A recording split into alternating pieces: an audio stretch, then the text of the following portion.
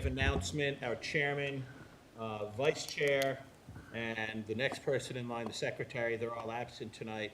So me as the attorney, I'm opening the meeting, and then we'll turn it over to Mr. Magura, who is the longest-serving Class 4 member present. But adequate notice of this meeting has been given in accordance with the Open Public Meetings Act, NJSA 10:4-6.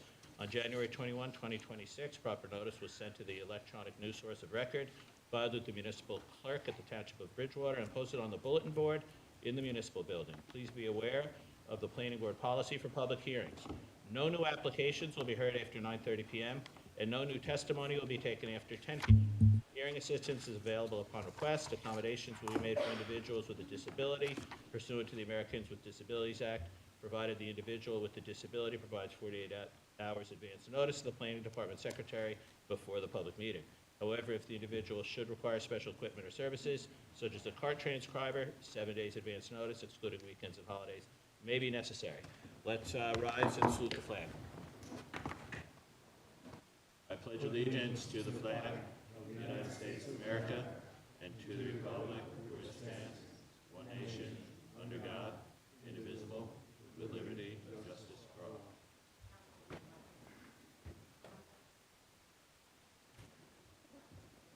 Thank you. Could I have a roll call, please?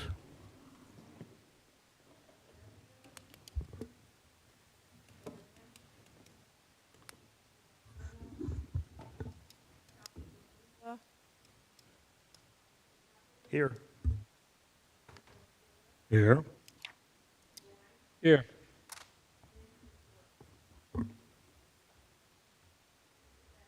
Here.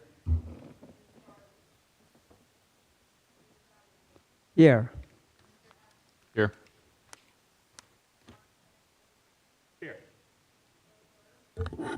Here.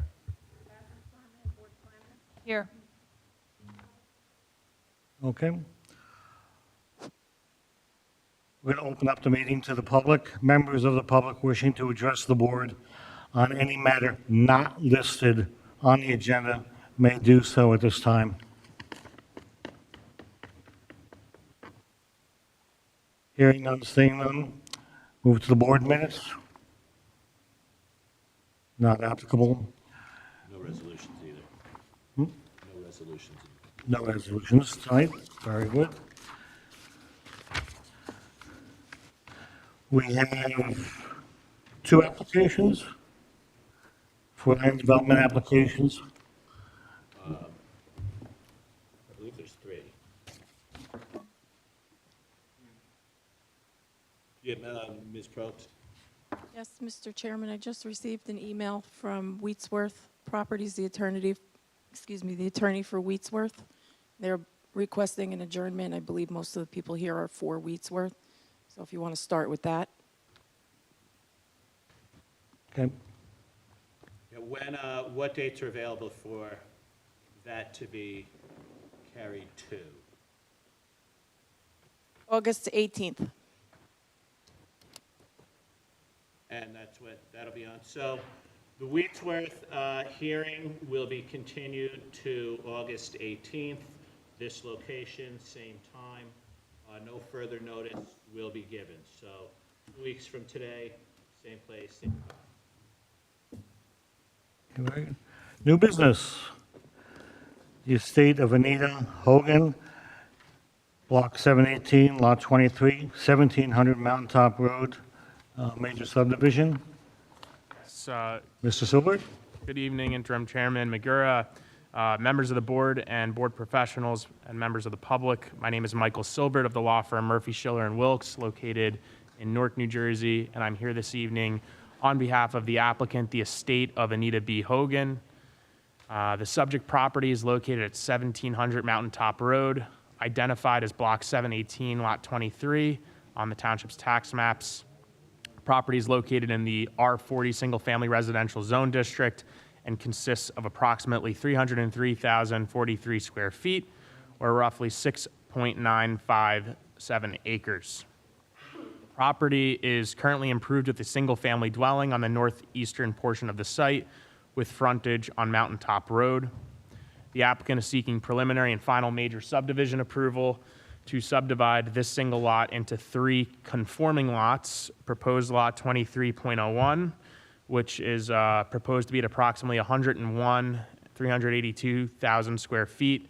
Proposed lot 23.02, proposed at 893,000 square feet. And proposed lot 23.03, proposed at approximately 99,758 square feet. The existing dwelling is proposed to remain on proposed lot 23.03, and all 3 proposed lots are fully conforming to the R40 zone bulk requirements.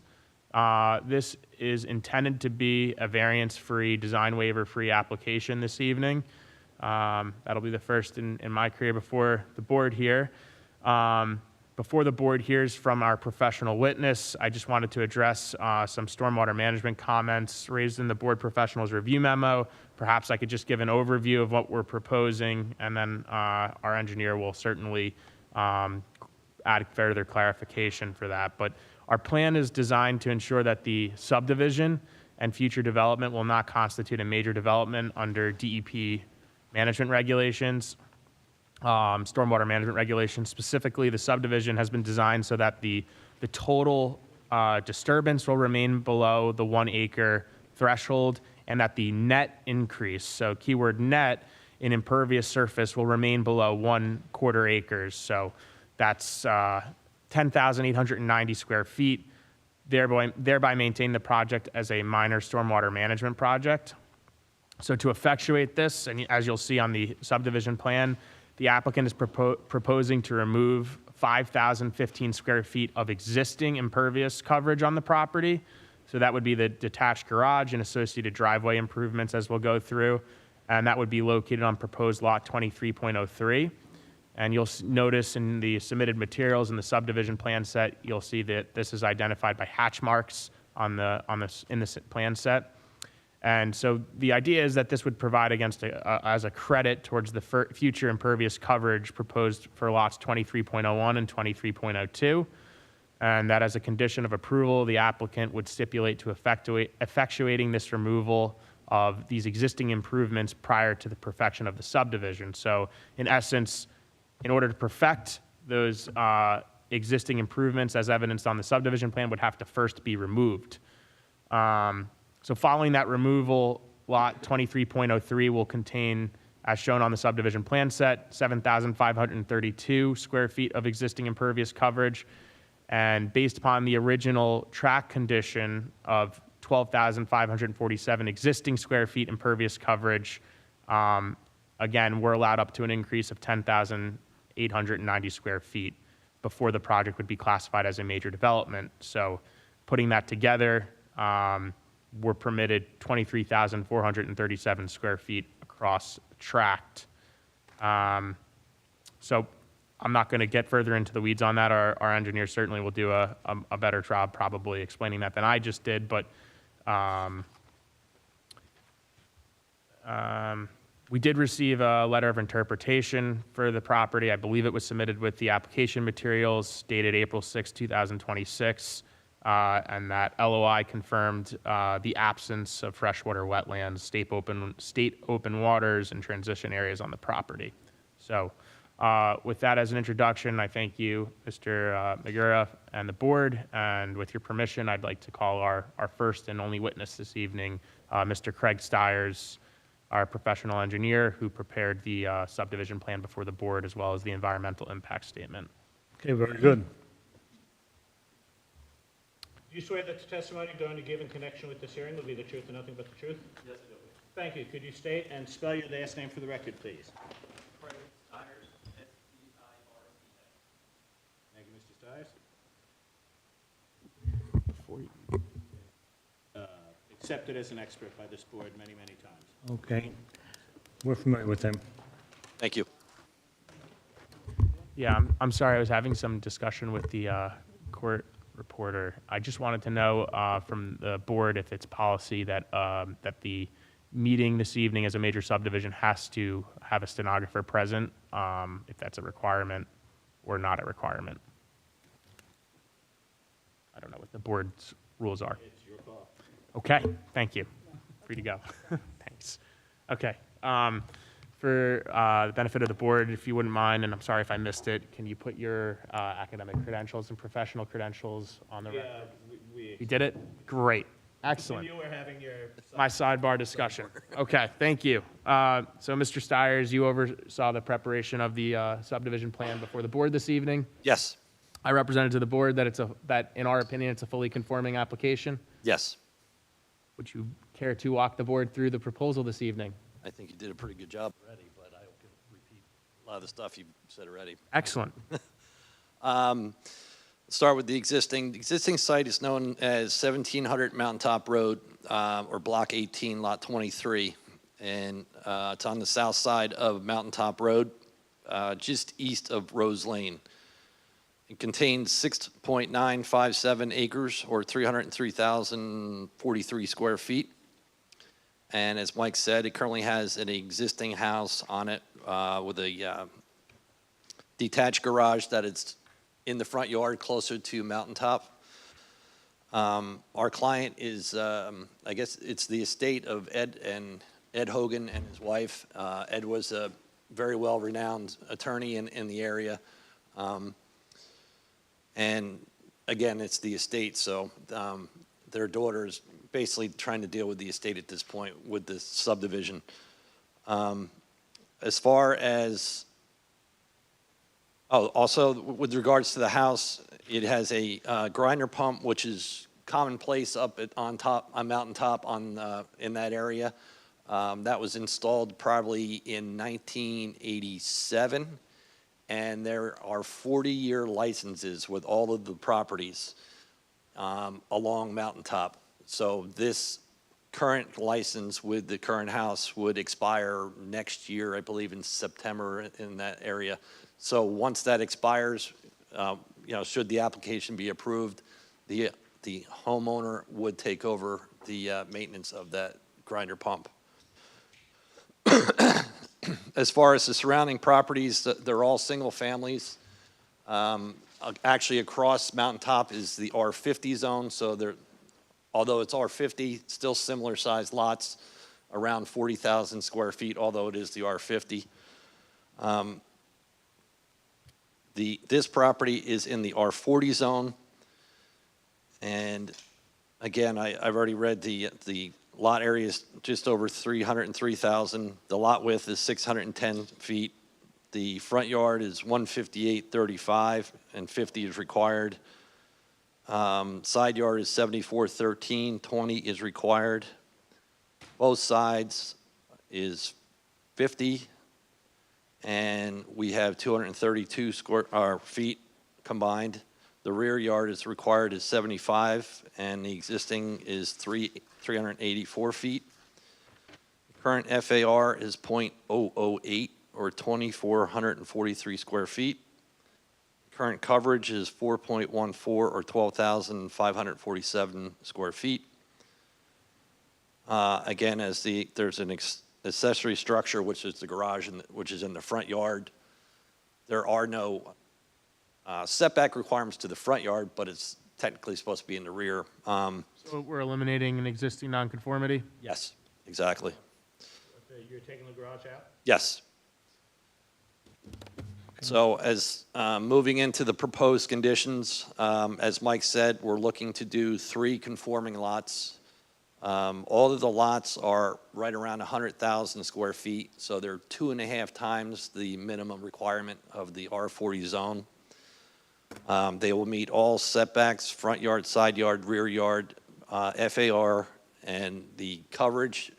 And the coverage takes into account the steep slopes on the property. So the areas have been reduced, so there's a net area, and we still comply with those requirements on each property.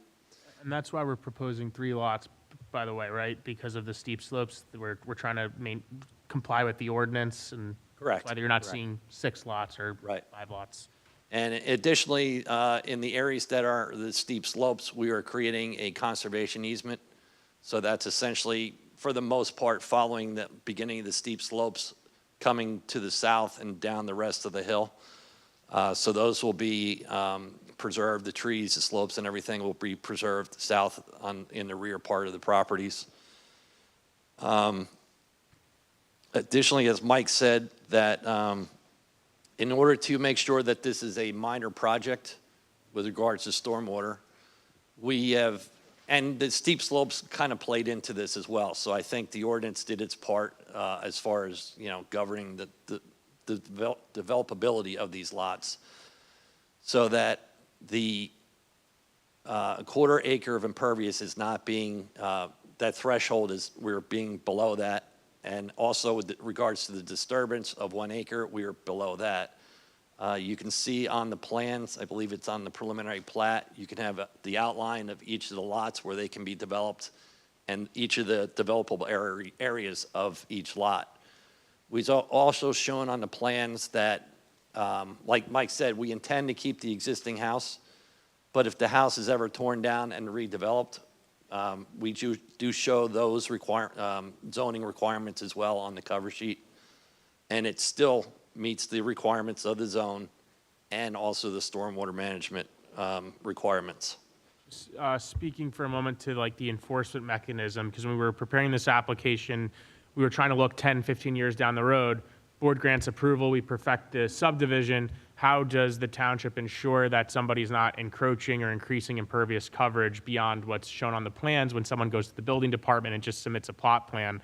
So one of the proposals that we had is that we would provide a deed notice or a deed restriction to the effect of that the impervious coverage can't increase beyond what's shown on the bulk standards table on the subdivision plan set, so that anytime a future owner 15 years down the road goes to submit for, I don't know, a patio, the zoning officer and the building department can look at the property deed and see, right in the property deed, the impervious coverage cannot increase beyond the numbers that are reflected on the chart. So I just wanted to bring that enforcement mechanism to the board and the board professionals' attention, that we are agreeing to do that should the board wish to impose that condition.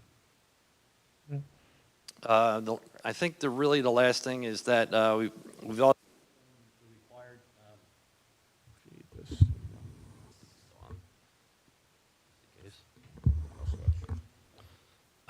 the required street trees are also on the plans, so we've met that condition.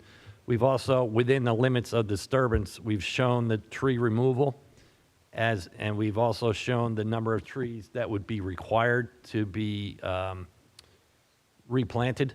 So we tried to cover as much as we can within the subdivision, because this is... Testing. It's working. Just hold it right there.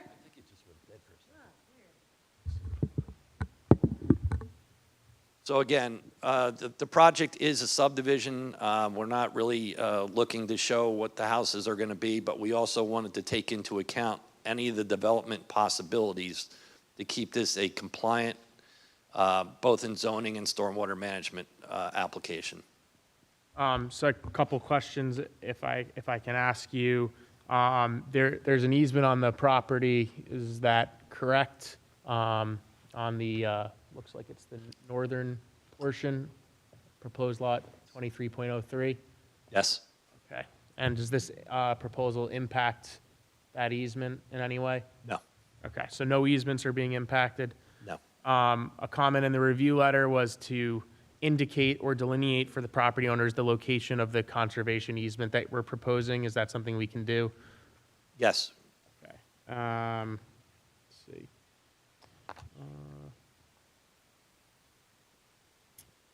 Can you speak to proposed utility connections, water, et cetera? Anything that you want to make the board aware of in connection with this proposal as it relates to connections? The property currently is on a well, but it's our understanding that there is a water main in Mountaintop, so they would be converted to public water. There is also gas and obviously electric on Mountaintop, so those would all three would be serviced by the same. Obviously, we don't have homes shown on the plans besides the existing dwelling in terms of runoff and drainage. Can you just touch upon whether or not this subdivision will impact drainage runoff, provided we're compliant with the lot coverage requirements? There'll obviously be an increase, but, as far as the grand scheme of things, as far as drainage in the overall areas, it'd be an insignificant increase, so. So not changing the drainage No, patterns in any no. way? Okay.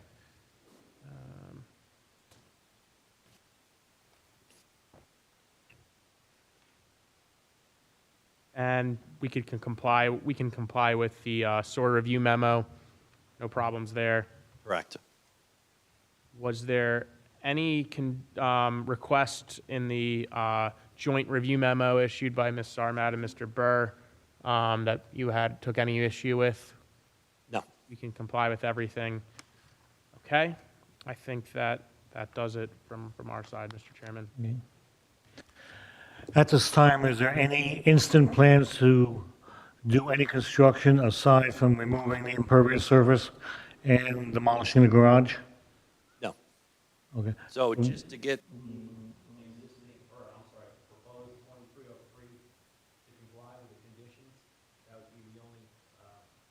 construction activities to this point. I just wanted to confirm that for the audience. Are there any questions from members of the board? I have a couple. You mentioned the grinder pump that is servicing the existing home, and you rightfully said that that expires next year. What about the two new properties? What would they need? Probably, they would have the same thing, and Mr. Genova has stipulated that in his review, that the two new lots would need to tie in, so that'd be consistent. They'll be using the same pump? No, they would get their own pumps and connect to the force main that's in Mountaintop. And each of the individual lot owners would be responsible for the Yes. 40-year No. lease agreement anymore. It'd be nice, but no.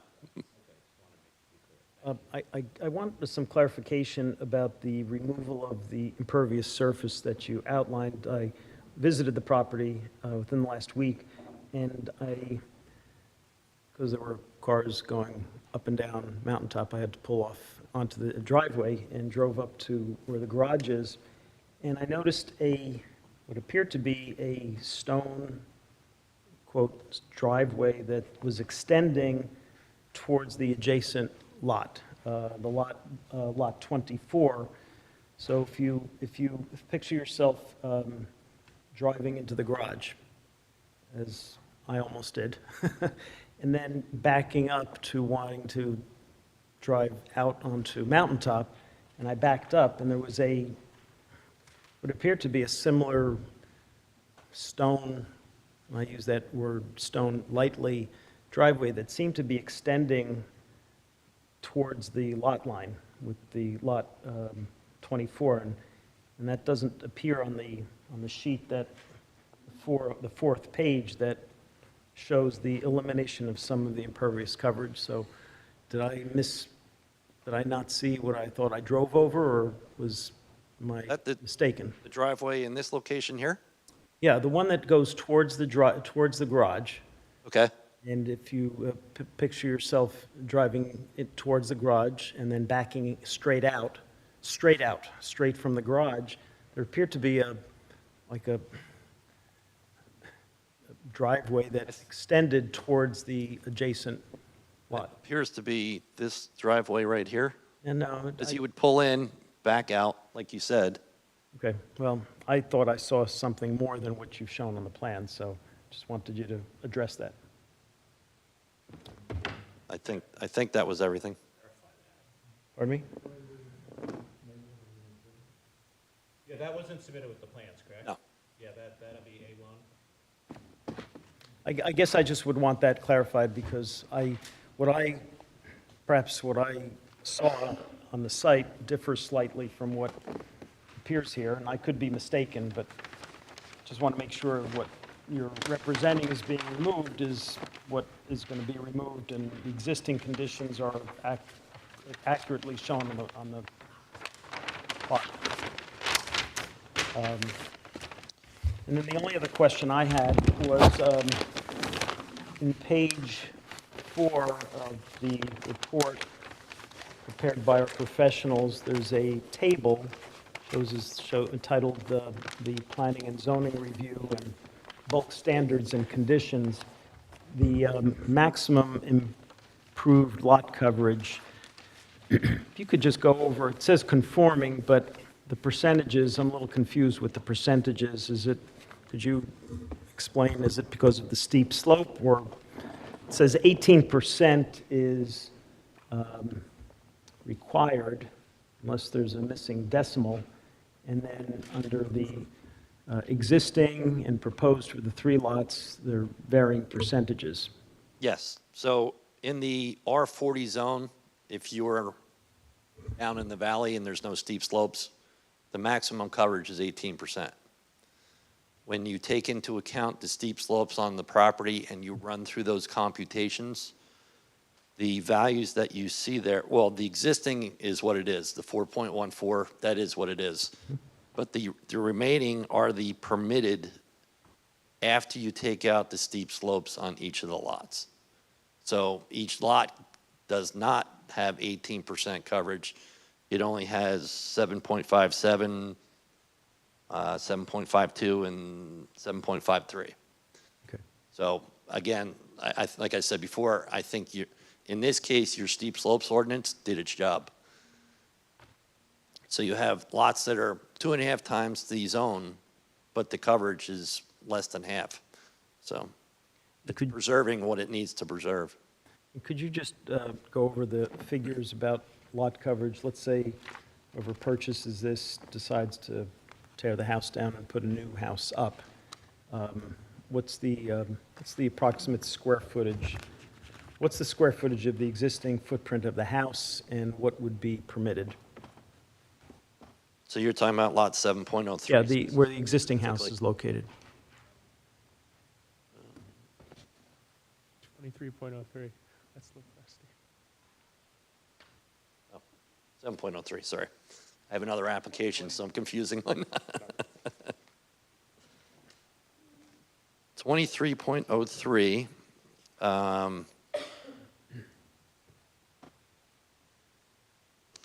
Sure, my numbers there.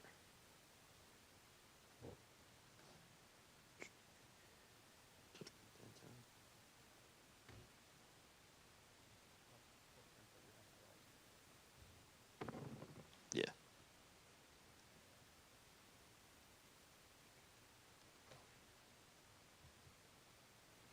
Okay, with the new house on 23.03, the square footage permitted of the house would be just under 6,800 square feet, Footprint? Approximately. assuming half that. Okay, so 6,800 would be the 3,400. total square footage of the home, potentially, and half of that would be approximately the footprint. Okay. Yep. And what's the approximate footprint of the existing house? Do you know? Less than that, I'm It's sure. probably 2,400 because I think it's a one-story. Okay, thank you.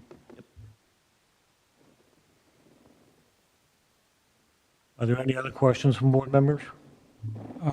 If I may, Mr. Wang? thank you. Stormwater going to be always a factor here. So could you clarify again where the current runoff go? Looking at Exhibit A1, there's a high point, essentially where the existing house is, and sweeps from east to west. From that point, north goes to Mountaintop. The rest of it goes down the hill to the south. Okay. So after the development, so where is it going to go? Same way, or Yes. how you going to maintain it in the same way? Essentially, you can see the either existing or new house would be developed in this general location on lot 2303. Right? 23? 23.03, yep. And then the middle lot would be same thing, right on that ridge line. So I would say most of the water would probably go towards Mountaintop. The western lot would be in this general location, and would drain to the south.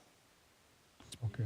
To that, question, 'cause it's a very good question. When a property owner one day, whether that's 5 years, 10 years from now, goes and submits a plot plan to build on this lot, and we don't know when that'll be, they have to comply with the minor development requirements in Bridgewater. That is correct.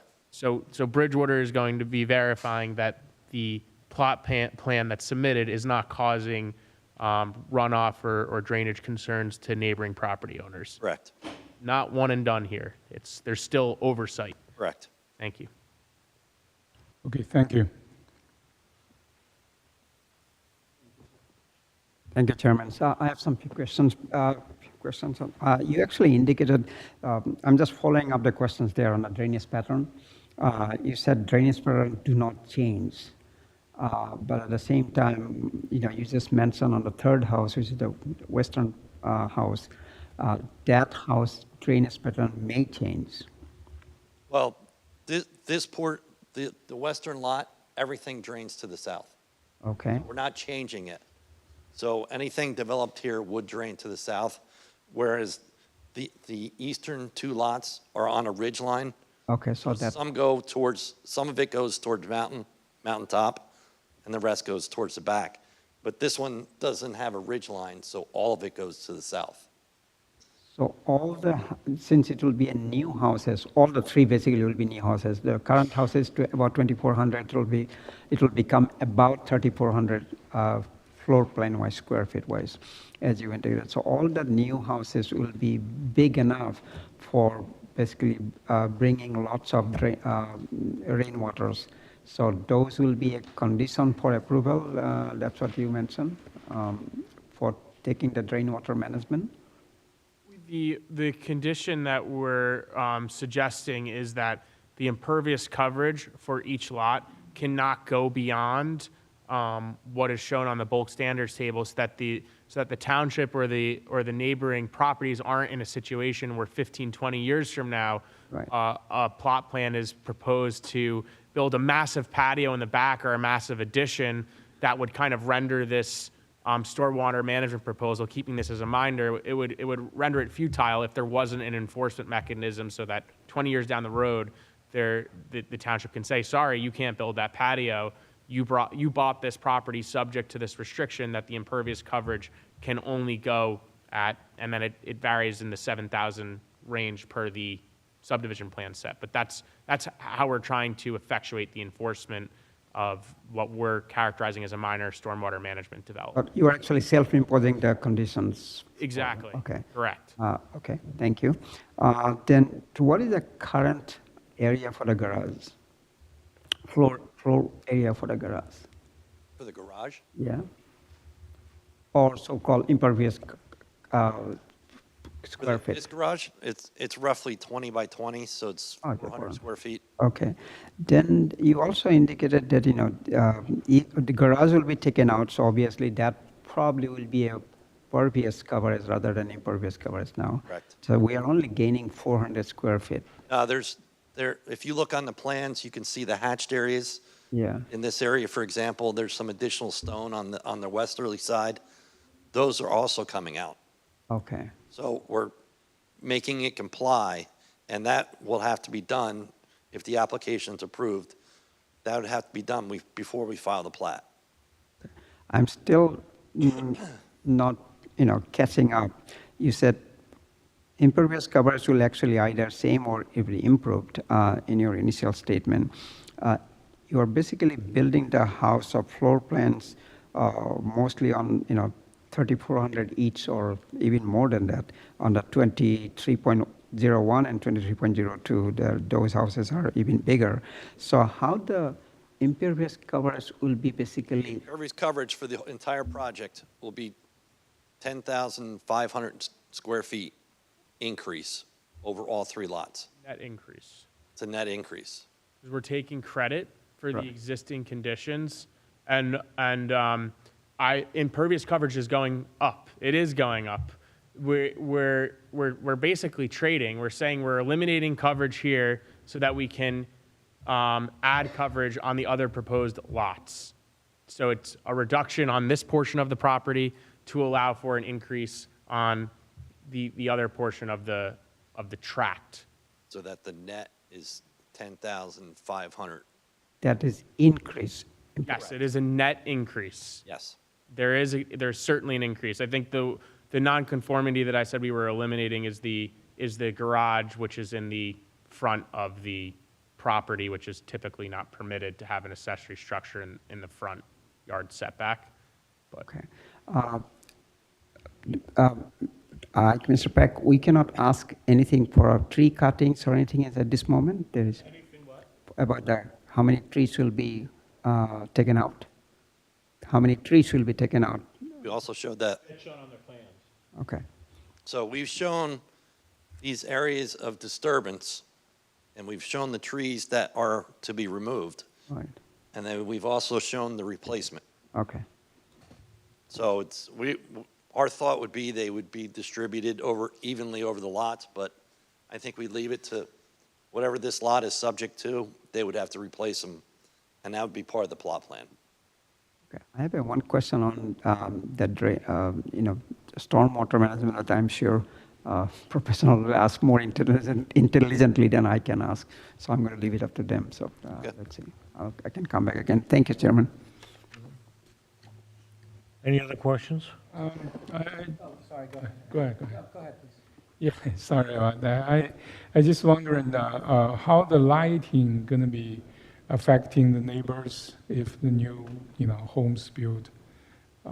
Is there anything, in the downhill, residents can see the lighting there?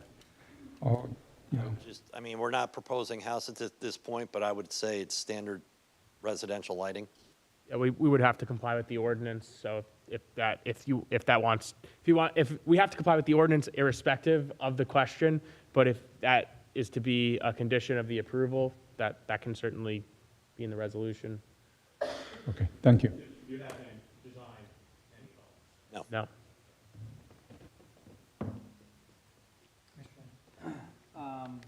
Appreciate all the information so far. So I think Mr. Pappas had asked for 2303, the calculation that you gave was 6,800 square feet. Yes, And that would be if the existing structure would be demolished. correct. And the 2443 that's currently here, is that the existing structure Correct. minus the garage? With the garage? Garage is not considered floor area. Oh, okay, so this is just the home. And because I'm trying to make sure that my math is mathing right now. The other two lots, 7,010 square feet and 6,394, were these the max FAR before the steep No. slope? So what are those numbers, if you can help me with those?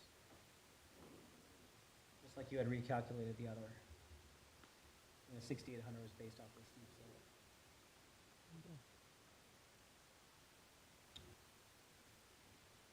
Yeah, they're the same numbers. So if you were to look in the steep slopes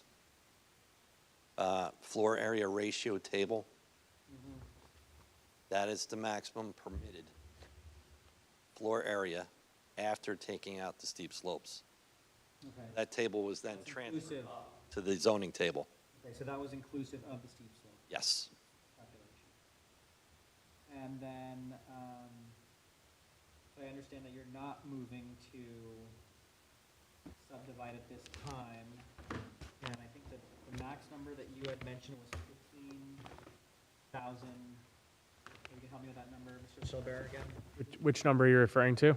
So I think it was the total lot improvement, you said was 10,000. I was referring to the DEP regs, which classify development as a major project, that if it's over 1 acre of net increase in impervious coverage, that characterizes it as a major development. I think in my introduction, I classified what a quarter acre plus the existing impervious coverage is, which came to a number, and I can refer to my introduction. I think the number I referenced was 23,437 square feet, taking existing conditions, adding a quarter acre impervious coverage to that. I don't want to speak for Craig. I don't know if that's how you were calculating impervious coverage essentially for each. Right, we're essentially limiting it to the net increase is a quarter acre or less. Okay, and that number, because if I added the 6,800 for the 23.03, Well, wait, you're mixing the FAR and the impervious coverage. sorry, yeah, I'm talking about FAR right now. Okay. The FAR relates to the house. So based on the FAR of the house for 2303, it's 6,800 give or take if the existing unit was demolished. Correct. And then adding the other two items, the other Those- two lots. Those are the floors, though. The floor area is the floors. So that 6,800 is the first floor and the second floor added together.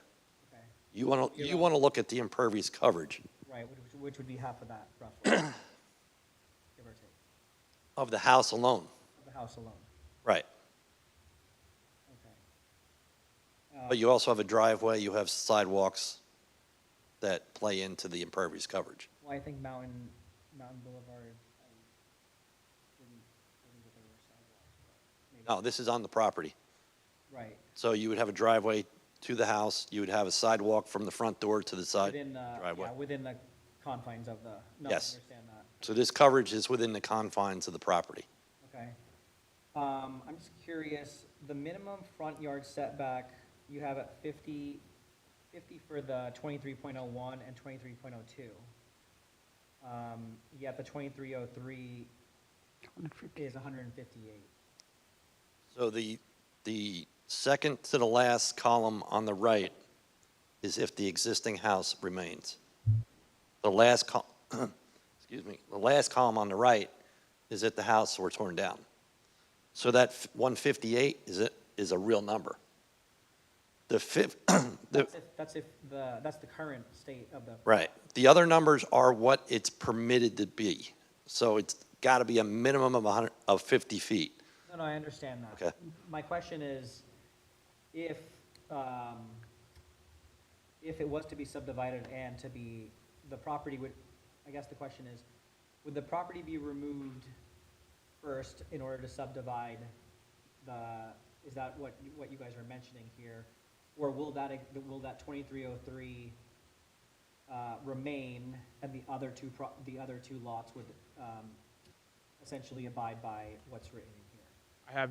I have no idea what's happening with the principal dwelling. What I'm saying, what we're committing to is that the hatched areas on what is proposed lot 23.03, what I'm proposing is that those hatched areas have to be removed. The impervious coverage credit, as I've characterized it as, has to be credited before they perfect the subdivision. Otherwise, the representations that were under 10,890 square feet of impervious coverage would not be true unless those hatched areas are removed first. So we're taking the ancillary impervious coverage that's not needed. So the driveway would come into the house would remain. The garage is in the front yard, so we would remove that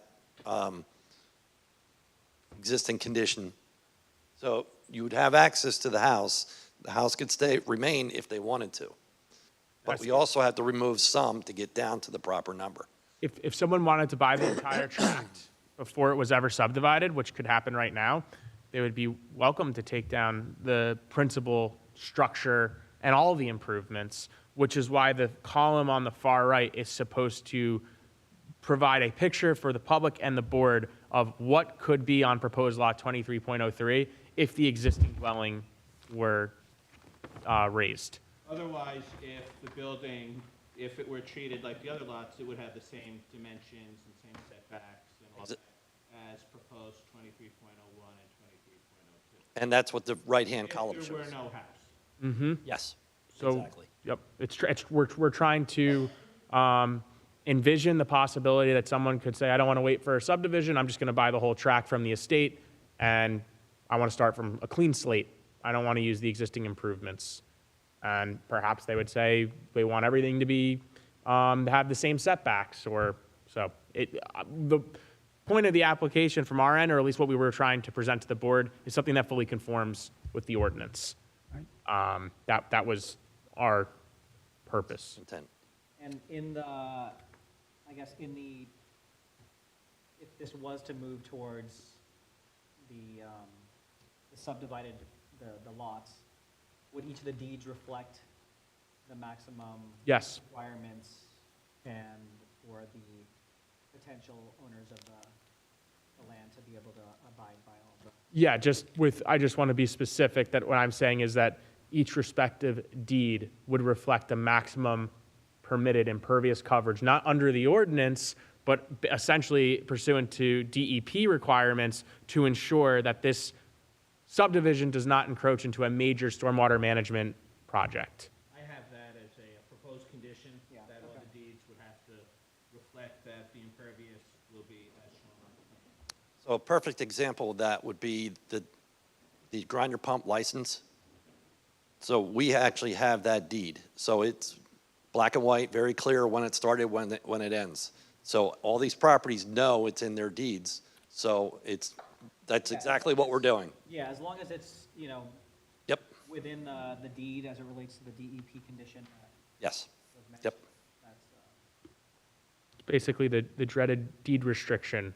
So we are conceding to do that to avoid a major development. Now, I mean, yeah, I mean that's what we're proposing. So And you had mentioned the runoff goes to the south as it relates to, I'm not sure what the house number that one is, I was trying to figure it out, but on the left, so the 2301. 2301. You said the water runoff goes to the left. The left or down straight south? It kind of going southwest, but it eventually comes down to the back of the property. So it kind of bends, once you get down to a certain portion, it bends, so it goes straight south. Okay. And is that where the steep slope is? The steep slopes are in this area. Okay. and that's where the conservation easement is proposed. Right, the conservation easement is right here, along, pretty much bisecting the properties.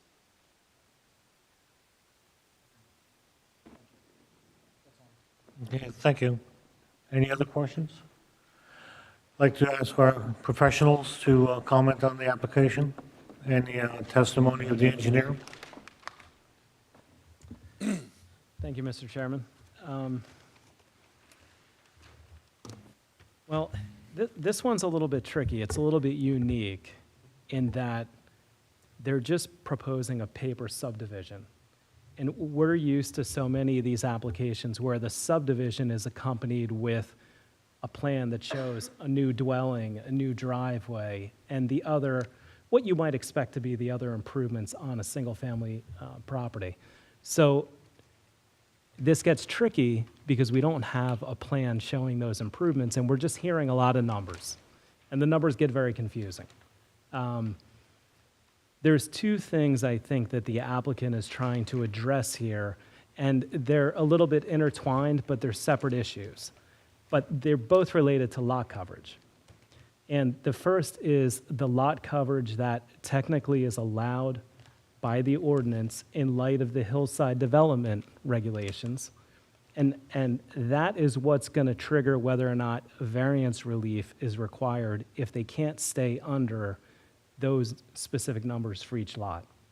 So they've shown their hillside development calculations on the cover sheet, and they're proposing to stay under those thresholds. So there's no variance relief at this time for any lot coverage. The other issue, which gets a little bit more confusing, is the lot coverage implication as it relates to stormwater management. And we're hearing, and it's true, I don't have any issue with the testimony that we've heard, but stormwater management, when you're a major development, that carries with it a much higher threshold of improvements that are needed to manage that runoff. Right. And what triggers the major development is a project that either disturbs more than an acre of land or an increase in more than a net, well, I should say a net increase of more than a quarter acre of impervious coverage. So they're not only proposing to stay under what the ordinance requires for lot coverage, which without hillside developments is 18%. With hillside developments, that's where you get into those individual numbers, the 7.5, the 7.6. but they're also proposing to stay under that net increase of a quarter acre, which is the 10,800 square feet of coverage, to not make this be a major development from stormwater. And that's where it gets a little tricky. And I understand the proposed condition for a deed notice, making sure that each of the deeds for these new lots are going to make it clear what their cap is for coverage. My concern is, in the future, there's no doubt if this is approved that there's going to be homes built on these lots. It's not going to be 15 or 20 years from now. It's probably going to be 2 or 3 years from now. But however far into the future that happens, the engineering department, the zoning officer, the construction code department who's going to be reviewing the individual plot plans, they need enough information on these subdivision plans, which are going to be signed, and they're going to accompany the plot plan. There needs to be enough information on these plans for somebody to know that whoever's building a house on these lots in the future is compliant with the ordinance requirements and the stormwater rules. So I like the idea of the deed notice. I think there needs to be additional notations on this plan, making it very clear what the limits are on each lot, so that if I happen to be the lucky one to review this in 2 or 3 years, I know exactly what their thresholds are. And I don't think the applicant or the applicant's professionals would have any issue with that. I just think there needs to be a little bit more specificity on the plans. It can work, but the process has to be nailed down, because if it's not clear, this will be a major development. And then, frankly, we don't want to have downstream impacts stormwater-wise, and that's important. I think Mr. Silbert hit the nail on the head. Even if this is not a major development, we're still very likely going to require some type of stormwater management on this lots by way of the minor development. That might look like dry wells. That might look like something like dry wells, a substitute to dry wells, something to manage runoff from, say, the roofs of the new dwelling. They're going to have to do something to help ensure that there aren't any impacts to stormwater. But I think it can work. If the applicant is amenable to making some revisions to the plans, giving specificity on each lot in terms of what is allowed, I think they're close, but I think it just needs to be massaged. Then I think we're in a point where, from a drainage perspective, we can move forward, in my opinion. Mr. Chairman, can I ask Mr. Barr questions or clarifications? Mr. Barr, what you are saying that every individual lot has to be specifically mentioning about all the requirements specifically, rather than as a net lot. I think so. Each individual lot, and then cumulatively as they come also together, it needs to be clear. Yeah. Like I said, the information is there. Right. It just needs to be made clearer. Just like on sheet 4, there's information on the landscape replacements and the street trees, and there's a note that the landscaping is going to be installed at the time of the individual plot plan, the building permit phase.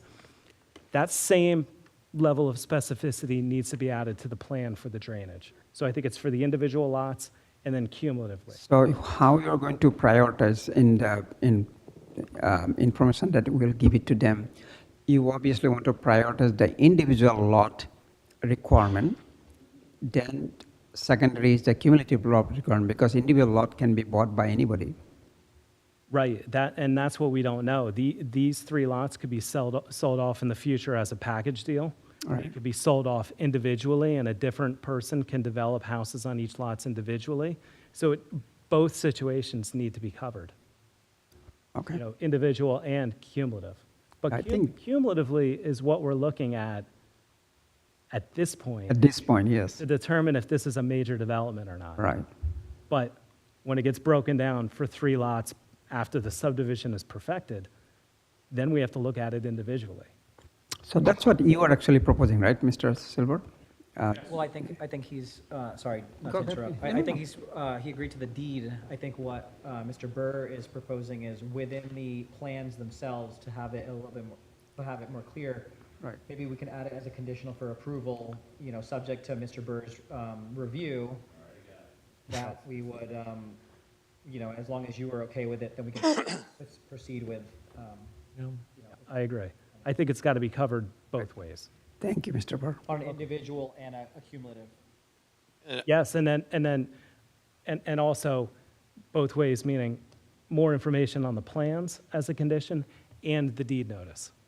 And that way there's no confusion. And that's one of the things, as far as consistency, what I tried to do with the impervious coverage and the steep slopes is to match those numbers. So I completely understand what Bill's talking about, and I think we're a lot closer than even that.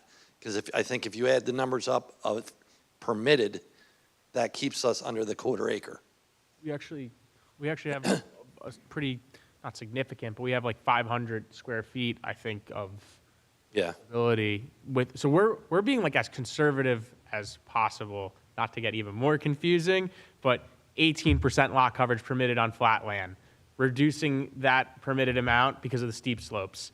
Then we're even going lower because we're not disregarding the steep slope calculations, but because of stormwater management requirements, we're required to have less impervious coverage than what would otherwise be permitted on flat land or what would otherwise be permitted under your steep slope ordinance. So down and down we go. We're getting more conservative.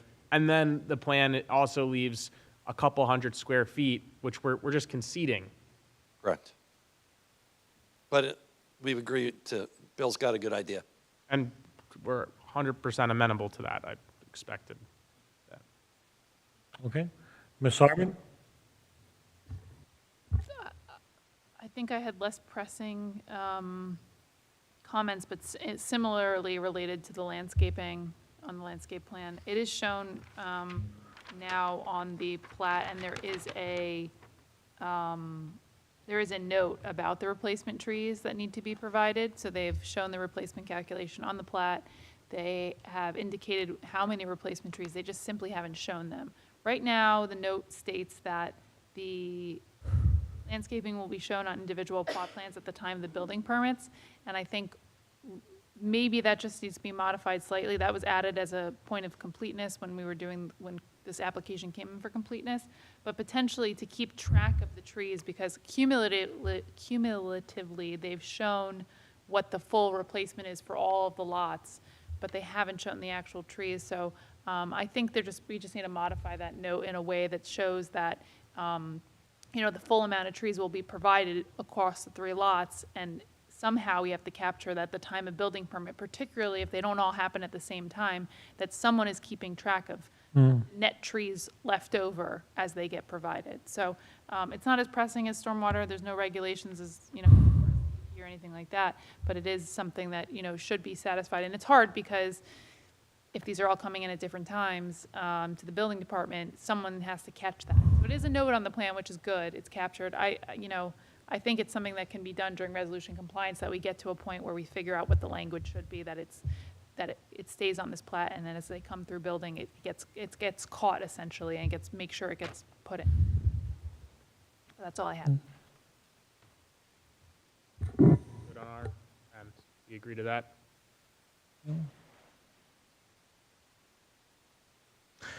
At this time, I'd like to invite anybody from the public to have any comments on the engineer's testimony. Questions. Only questions. Only questions. Thank you. Only questions on the engineer's testimony. If you'd like to come up, we'd like to have your name and your address.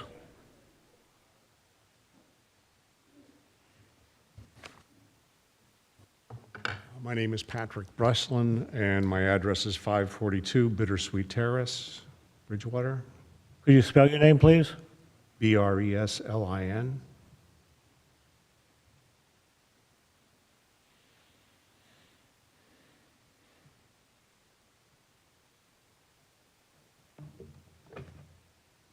The questions that I have generally relate to water flow and stormwater management.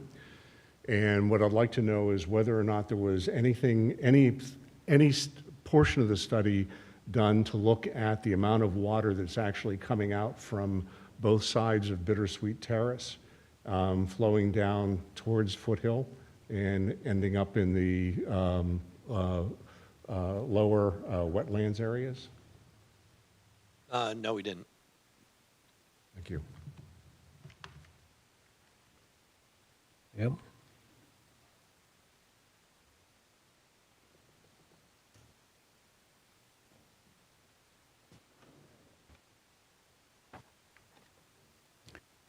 My name is Sensong Chen.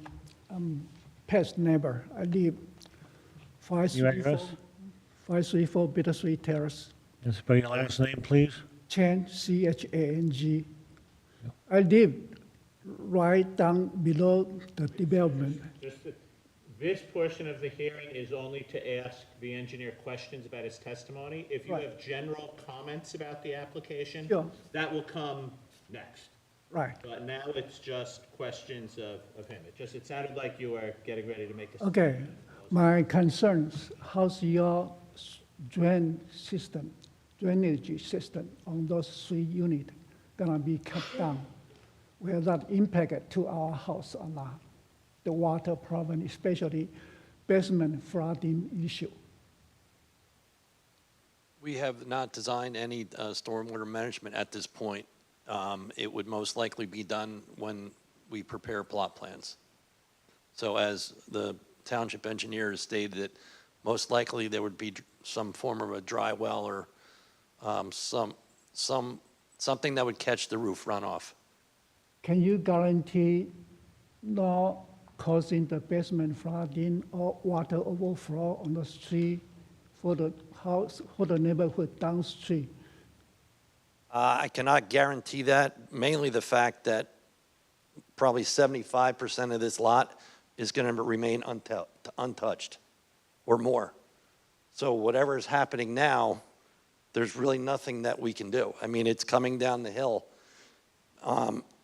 We're only disturbing these 3 small areas. I mean, there's nothing we can do to capture water in the back because we're going to make this a conservation easement. Which area you think is most vulnerable? I would say the lower or the back half of this property, this is what, we're making a conservation easement. We're not disturbing it at all. But under the ordinance, we cannot make conditions worse than they already are. Correct. So, okay. The picture here, we really experienced some basement flooding problem, and we have a sump pump, 2 sump pump in my house. In this case, couldn't keep up with. Eventually, we have to hire construction company to dig a tunnel from our basement underground below, all the way 120 feet to the street. We're making a speech now than asking questions. Okay. Okay, I come back later. Yes. Yep.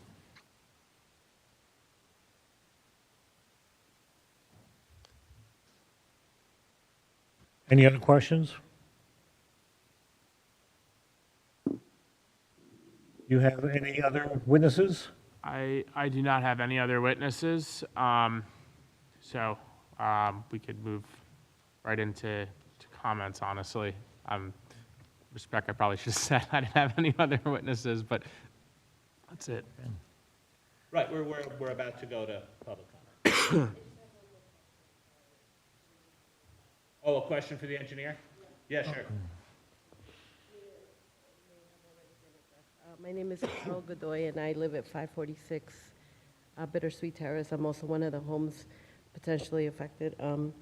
So my question is, you said there may be plans, obviously, to develop there, but there isn't at this moment. But does the current drainage analysis account, if there were, you had mentioned walkways and driveways, and all those typically, slip water downward.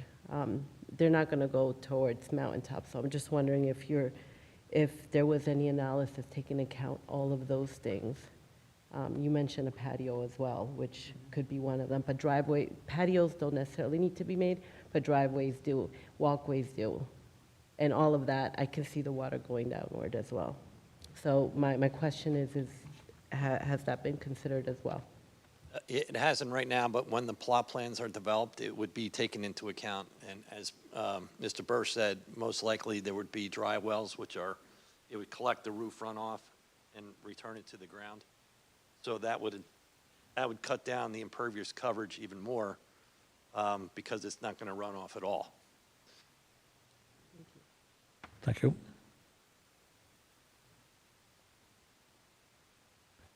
Any other questions for the engineer?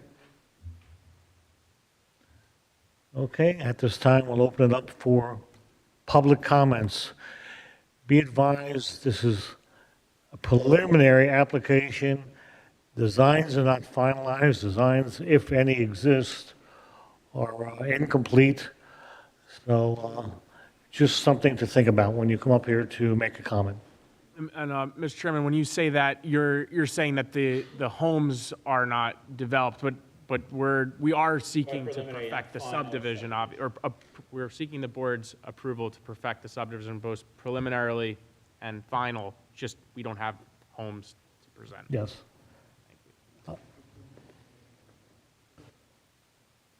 Pat Breslin again. I'll read my comments to make sure that I stay brief, or as brief as possible. My wife, Mary Breslin, and I moved into 542 Bittersweet Terrace in '93. We're here to oppose the subdivision of Block 718, Lot 23. Before we specifically address Lot 23, I'd like to give some history. When we moved into the house in '93, there was no sump pump, and indeed there was no sump pit. There was no evidence of water damage in the finished portion of the basement. Within 2 years, we started experiencing flooding on a regular basis, and several of our neighbors were having the same experience. Coincidentally, subdivision project on Rose Lane encompassing lots 2101 through 2108, which is just slightly west of the lot that we're talking about right now, was being completed, and as soon as that was done, we started seeing water in a lot of it. Over the last 30 years, tens of thousands of dollars have been invested by the property owners on Bittersweet Terrace to mitigate water in their basements. This includes digging of new sump pumps, the installation of new sumps, excuse me. It also recovering from damage from flooding. This is not a minor issue. In 2004, as part of the road resurfacing effort in Bittersweet Terrace, the township engineers and the public work folks worked to tie in a variety of drains into the storm sewer and to remove water from the street. Those storm sewers go directly down the hill and impact Foothill Road, excuse me, between Hoffman and Birch Hill, and between Birch Hill, the New Street, and Miller. Thank you. And then all of that water moves towards the lower portions behind Crestwood.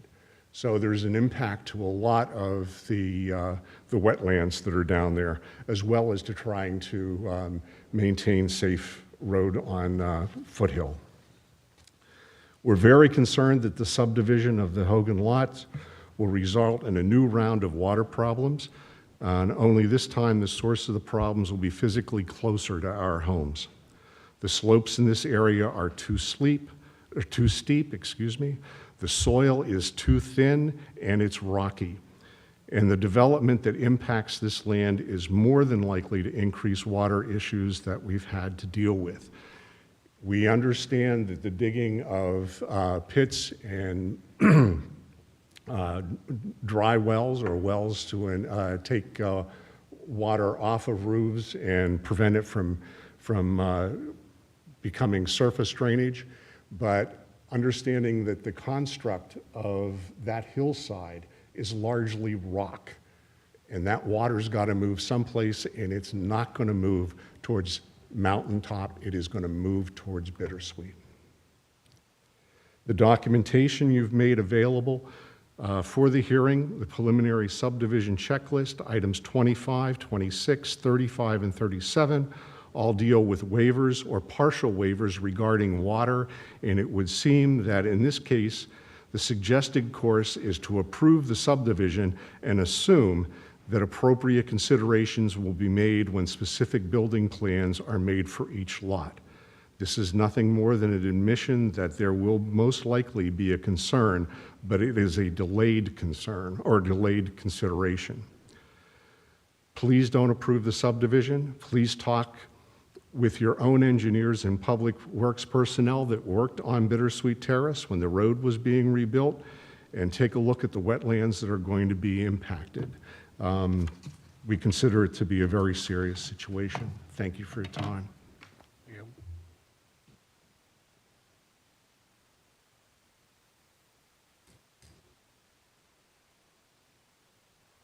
And this is Sensong Chen again. I recall I attend a planning board meeting similar to this one about the 5-6 houses to be built on Mountaintop in 1989.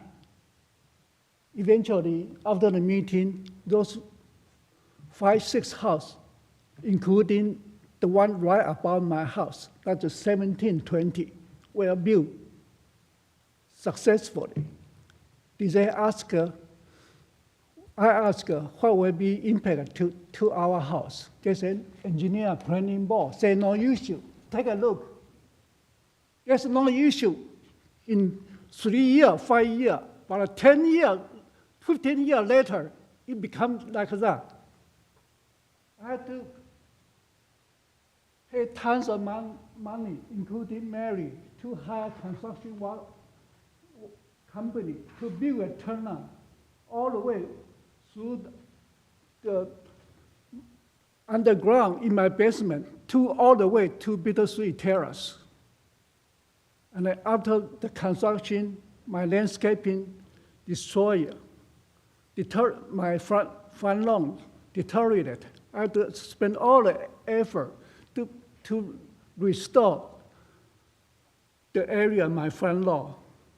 Not to mention,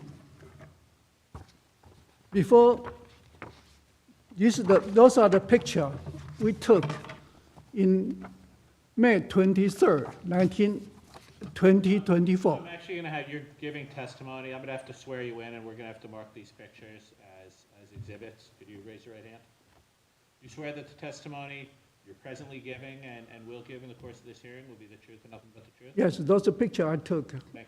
And the photographs that you're depicting, those are photographs that you took? I will leave you a picture to engineer. You took the photographs? Yeah. Personally, Mr. Chang took the photographs? Yeah, from my iPhone. How many photos are there? 10, about 10. And well, you'll have to leave them with Ms. Probst when you're done, and we'll mark those as Sure. 01 being consistent Okay. with 10 photographs. So besides my basement issue, those are the pipe all the way to the street from my basement. Also, there's tons of pothole on the Bittersweet Terrace. Pothole and the water overflow running on the street. I spent 2 years working with engineering department. Gentlemen, first name Kaya and Anthony, to repair the water away until they finally do the review on the street, and then back to a nice. This is the new Bittersweet Terrace look like. And our damage, I believe, have a lot to do with the house built right above my house. That's 1710 and 1720. I don't know when 1700 house was built. maybe before 1990. But those two houses built right above my house, and I also above Mary's house. I think Mary also experienced the same difficulty, the basement flooding problem. So I don't want to make our street back to what we had before. I mean, couple years ago, and I don't want to spend another money, another effort to still have an issue after this planning meeting. I appreciate that. Mr. Burr, do you have any suggestions on how to proceed?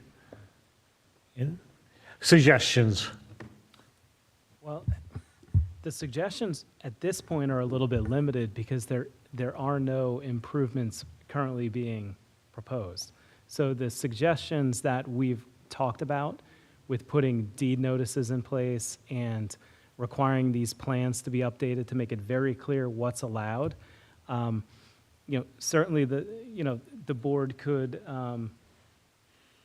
the board could, I think, consider additional conditions in terms of the stormwater and requiring there to be some type of facilities installed, but I can tell you, we're going to require them to be installed anyway as part of our review, but certainly I don't see why the board couldn't impose an additional condition that saying that dry wells or an approved, facilities for each individual lot have to be shown on the plan, like to your satisfaction, shown on the plans.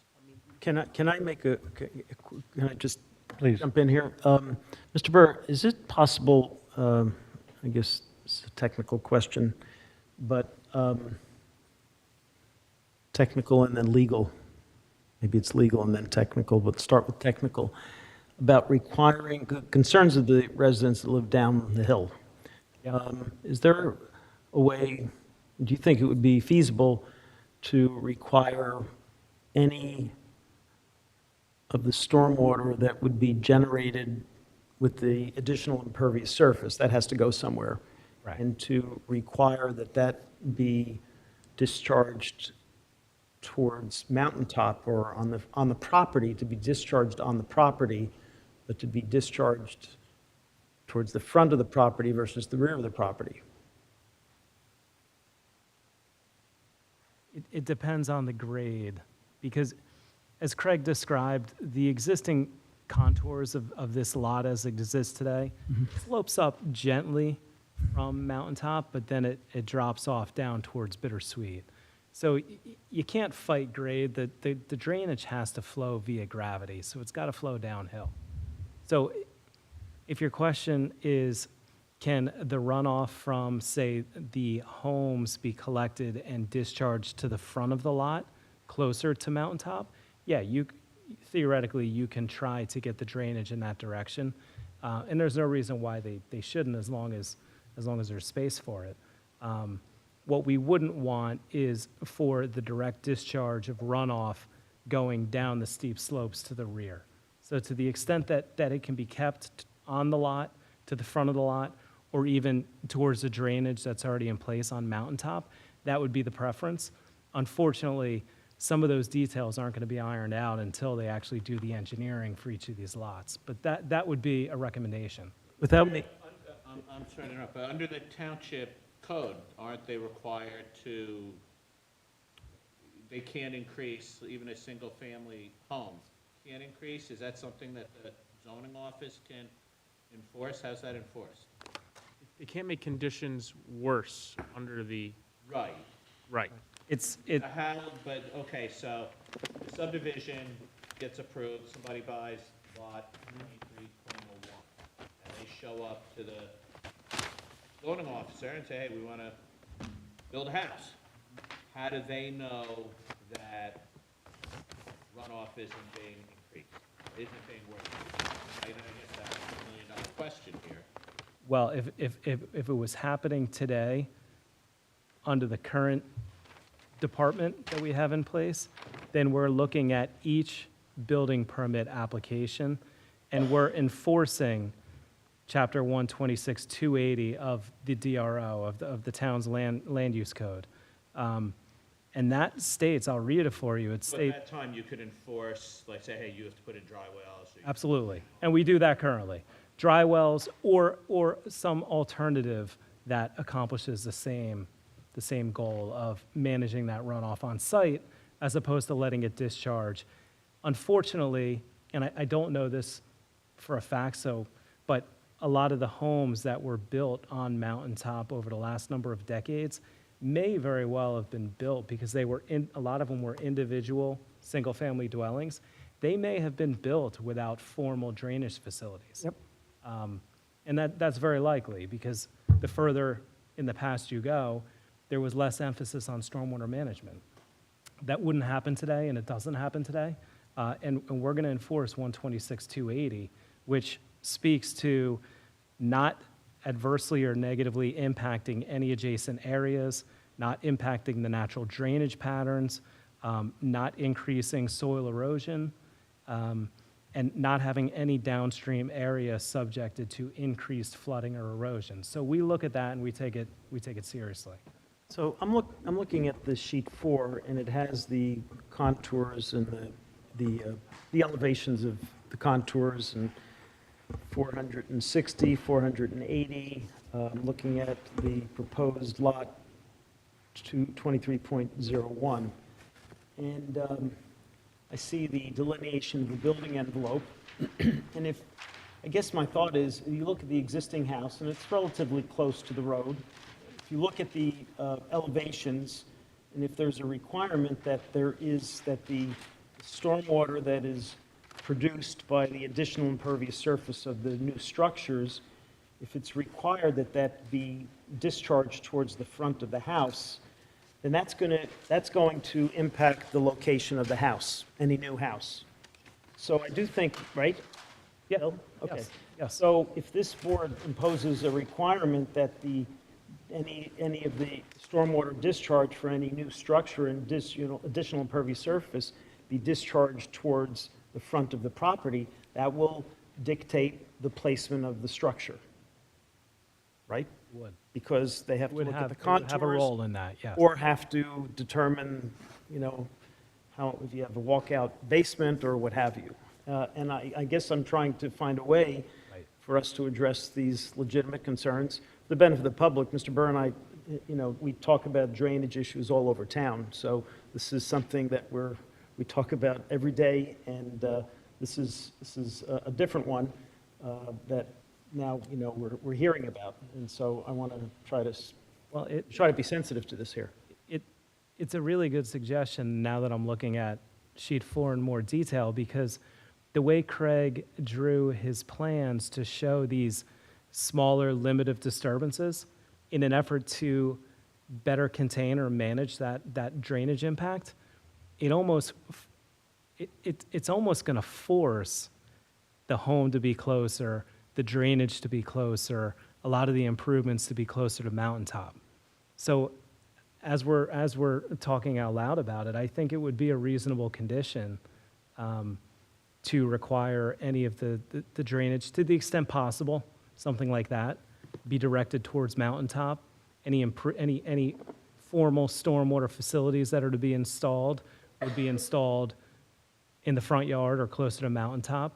I think that's a reasonable approach to try to limit any discharge to the rear, any disturbance to the steep slopes, because where it's shown, at least on 2 of the 3 lots, the natural grade already slopes. On 2303 and 2302, the grade that exists now almost wants to slope towards Mountaintop. Yeah. The only one that might be a little tricky is 2301, where that wants to slope towards the houses on Rose. But I think it can be, I think that's a reasonable approach.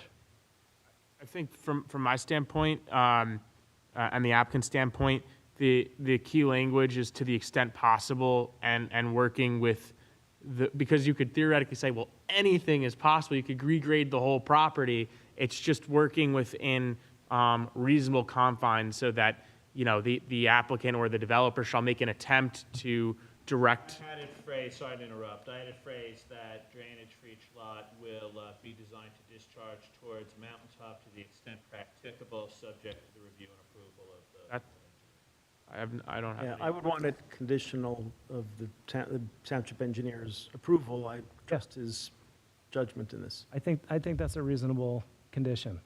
And again, to Craig's point earlier, the fact that they're trying to make this a minor development and not trigger the major development is really a limiting factor in how much these lots are going to be able to be built. Unless, of course, somebody wants to come back to the board with a major development proposal, in which case the stormwater plan will be thoroughly reviewed at that point in time. But I think that's a reasonable condition. Can I ask a question, Mr. Barrow? Okay, I understand that from the drainage towards the mountain view will be probably the most so-called logical solutions to reduce the effect on the neighbors. How about on the back, back side, you suggest to build a, stormwater basins in a way that all the stormwater can actually go there in addition to a dry wall. I mean, this is just technically whether it is feasible or not. I mean, suppose the front side is not possible at all, I mean, once the house is designed or so, then is there any options for building a stormwater basins on the back side and along with the dry wall to have not even any water going from the so-called boundaries? It's possible to build, it certainly is possible to build a basin or some type of stormwater facility on the downhill on the rear side. It's definitely possible. It's just a question of, I think, what the applicant is willing to do. offer, and whether the board has the ability to impose those enhanced stormwater requirements. If the applicant is willing to explore the condition of, that we just talked about, to the extent practical, have all the drainage being managed to the front of the property towards the mountaintop property, and maybe a second condition, if that's not possible, they still are going to have to manage the runoff appropriately to the rear of the dwelling before it meets the steep slopes. Absolutely. Maybe an and/or. Yeah. That's possible as well. So here's what's tricky about all of this, and I was going to save this for my summation, but first of all, when you're evaluating the area and the way I interpret the ordinance, and there are existing conditions all around us, and the applicant's role here is with respect to their current property. So there could be a lot of contributing conditions outside of this one tract that is contributing to runoff issues, below the ridge line. And the ordinance is structured in a certain manner where this property owner, the estate, is not going to be responsible for fixing or rectifying any potential issues associated with the entire neighborhood. Rather, the focus is supposed to be just on this subject piece of property. And to that end, we want to comply with the ordinance. We're willing to comply with the ordinance. The ordinance is in place to make sure that each individual person is respectively responsible for their tract. Mm-hmm. One of the difficult things as the attorney listening to members of the public speak, we prepare an application, we do it pursuant to the municipal land use law. This board sits, and I assure you, I've appeared before this board many times, and clearly they do care, and they're listening to the concerns. The municipal land use law says that a fully conforming subdivision application shall be approved. There's not a lot of discretion in a fully conforming application, and as an applicant, we try to do that. What I would say to the residents and to the board is that my client's not here this evening. She's the executor of the estate. She's a wonderful person.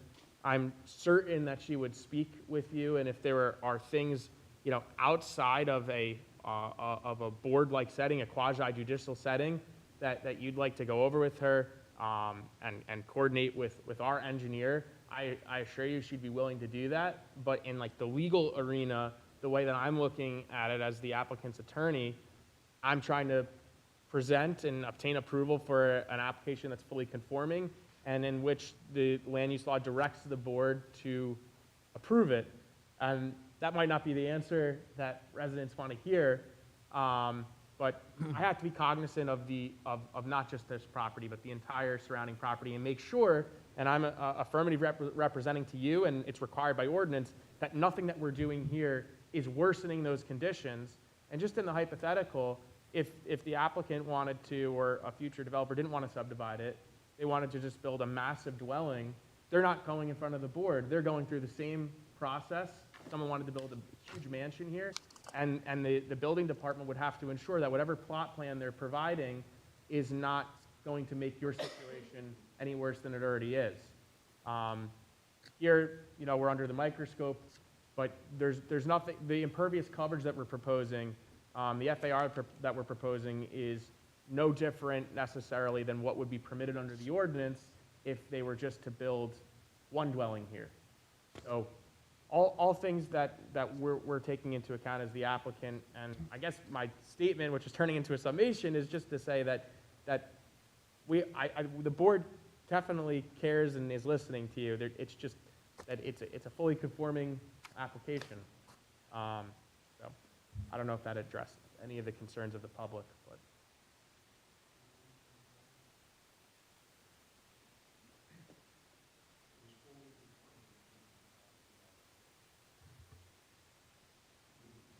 It does fully conform with the provisions of the township subdivision ordinance. And as council stated, if an application does meet the provisions of the subdivision ordinance, they're basically entitled to their approval, subject to reasonable conditions being imposed to address any issues, that implicate the public health, safety, and welfare. And that's what I think has been addressed through the imposition of conditions, through the deed restrictions, through the requiring of the best reasonable efforts to channel the stormwater towards mountaintop and some of the other things.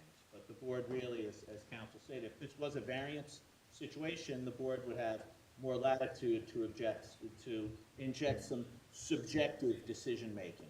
But since it does conform, each lot will conform with the bulk provisions of the ordinance, the board really is limited to just trying to address these health, safety, and welfare concerns, which, chief among them is this drainage issue. So that's the lay of the land for the board's consideration. Are there any other comments from the public? Questions?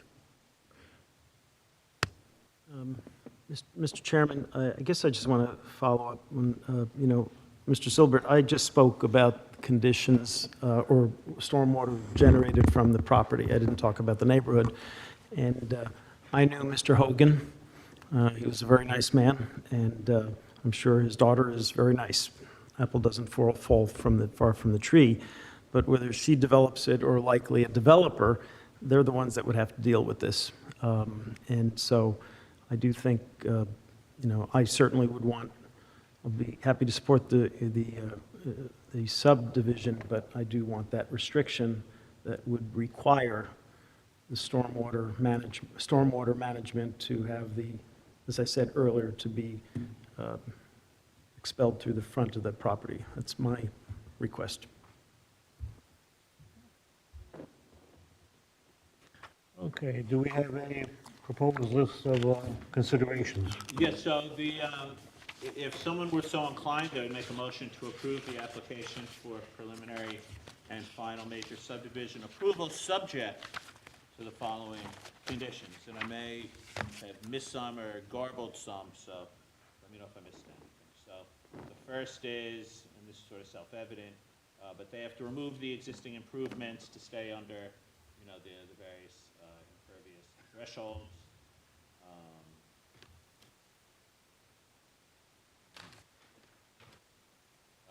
Conservation easement for the rear, the slope area to the approval of the board engineer and attorney. Deed notice for each lot that they can't exceed the impervious cover shown on the subdivision plans. Likewise, the plans themselves will be revised to the engineer's satisfaction to show these thresholds and the impervious coverage caps, again, to the satisfaction of the engineer. The landscape requirements for each lot are to be also noted clearly on the plans. And then the drainage for each individual lot shall be designed so that it discharges towards a mountaintop to the extent practicable, subject to the review and approval of the board engineer. Very good. I don't know if It covers everything that we discussed. that's good. Yeah, So that would be a motion if someone were inclined to make it. I'll make the motion. Okay, second? Have a second? Can we have a roll call, please?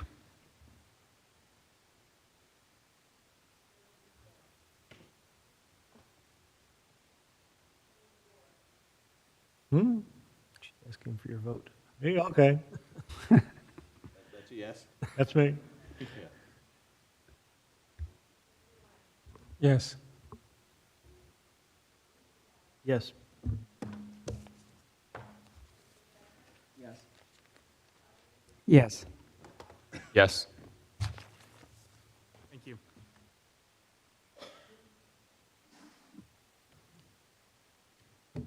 It's carried. I'd like to thank the public for coming to this meeting. We do appreciate your comments, and we do listen to them. Unfortunately, we don't have the power to solve all the problems in Martinsville, Washington Valley Road area. But thank you again. Can we take 5? Can we take 5? Okay, I'd like to take 5 minutes.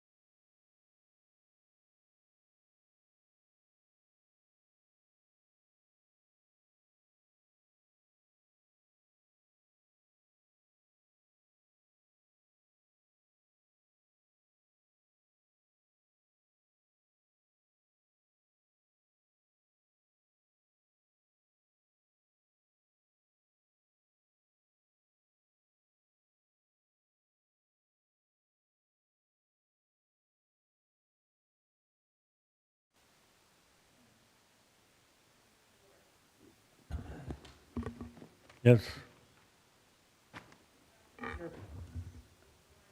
Here. Here.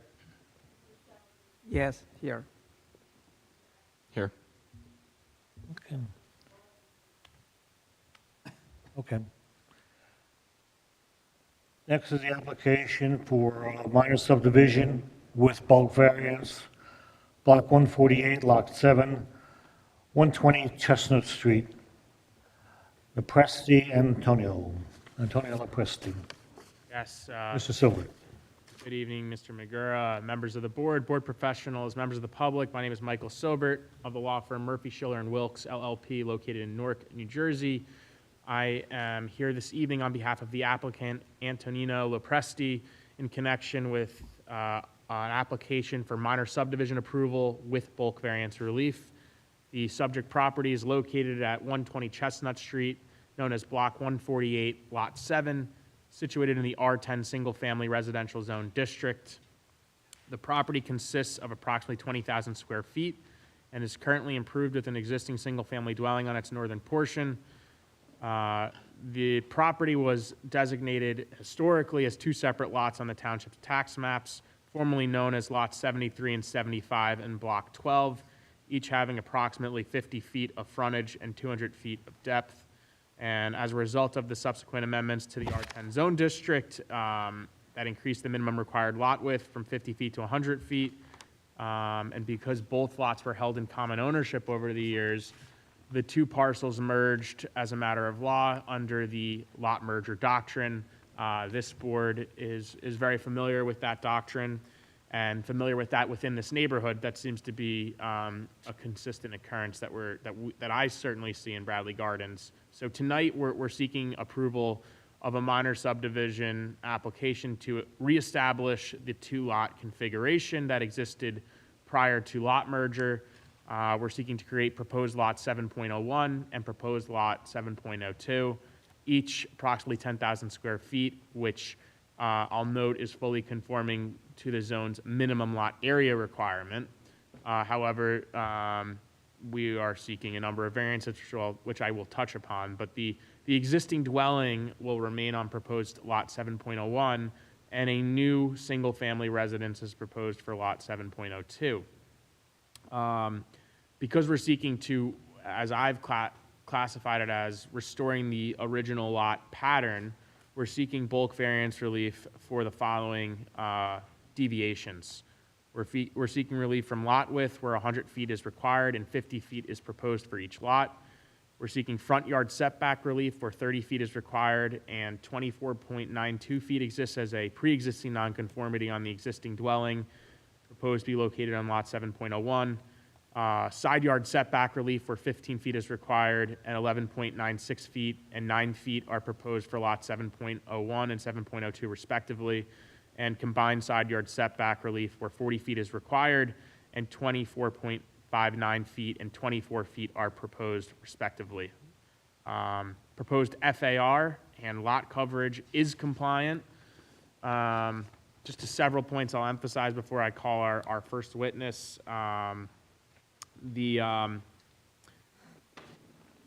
The setback deviations, the new ones, so the ones that aren't, pre-existing that run with the existing dwelling, and we do have to get those again since we are creating a new lot, but the deviations that we are creating run between the two proposed lots along the shared interior property line. So both of those lots before you are proposed or are under current ownership by Mr. Lepresti, and this was done intentionally by design. So we wanted to concentrate any of the relief that we're seeking, or most of the relief that we're seeking, along the common boundary between the applicant's own lots so that we would minimize any potential impacts to the neighboring properties. So, if someone were to purchase one of the two lots that Mr. Lepresti is proposing by way of this application, they would essentially know that they're going to be purchasing a property that has setback deviations. They're closer to their properties, their neighboring properties dwelling as would be required under the ordinance or permitted under the ordinance. what you're going to hear through our testimony this evening and through our exhibits is that the lot configuration that we're proposing is consistent with and perhaps more reflective of the existing development patterns in the neighborhood than if the applicant were to theoretically construct a fully conforming dwelling that maximizes the bulk standards in the zones across the entire tract. You'll note in the board professional review memos or the report from the zoning officer that the zoning officer and confirmed that representation on my part in his review memo that the proposed subdivision creates a condition that is not dissimilar to the lot conditions on a large portion of lots in the area. And that's, again, coming from your zoning officer. The majority of lots in this neighborhood are 50 feet wide. You're going to see that shortly. The nonconformities we're requesting are actually, again, more prevalent throughout the surrounding neighborhood than the alternative compliance setback requirements. And then lastly, what you're going to hear this evening is that a 5,000 square foot as of right single-family dwelling is way out of character with the surrounding neighborhood, which would be conforming, again, as of right, versus what we're proposing. So we're trying to propose something that's consistent with the scale, character, and development pattern of the surrounding neighborhood, and we're hoping that the board views this application in that light. We have two witnesses this evening, two expert witnesses. First, Mr. Craig Stiers, who has prepared the minor subdivision plan set before the board, and he's also prepared to address the architectural aspects of the submission. I'm also joined by Ms. Kristen Shepard, our licensed professional planner, who will provide the required planning testimony in support of the variance relief. And thirdly, if necessary, I'm joined by Mr. Antonino Lepresti, the applicant, who is here to provide testimony if needed to the board. So if I may, Mr. Chairman, call my first witness. Okay. Thank you. Good. Do you swear that the testimony you're going to give in connection with this hearing will be the truth and nothing but the truth? Yes, I do. Thank you. Previously accepted. We accept his qualifications, certainly. Thank you. Mr. Stiers, take it away. Similar to the previous application, I will, At A1? I can make it A1. And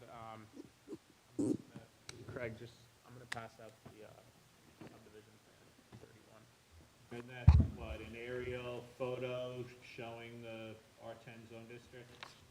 Right, Craig? Pretty good. I'm also, Sorry, Counselor, I'm also going to pass out an exhibit, which is the subdivision map from 1931.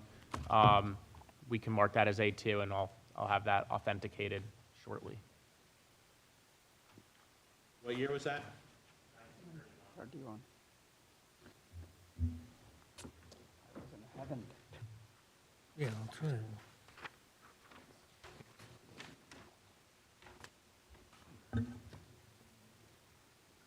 Thank you. You remember this one? I've seen Chestnut Street before. Goodness. Everybody has all 50 feet.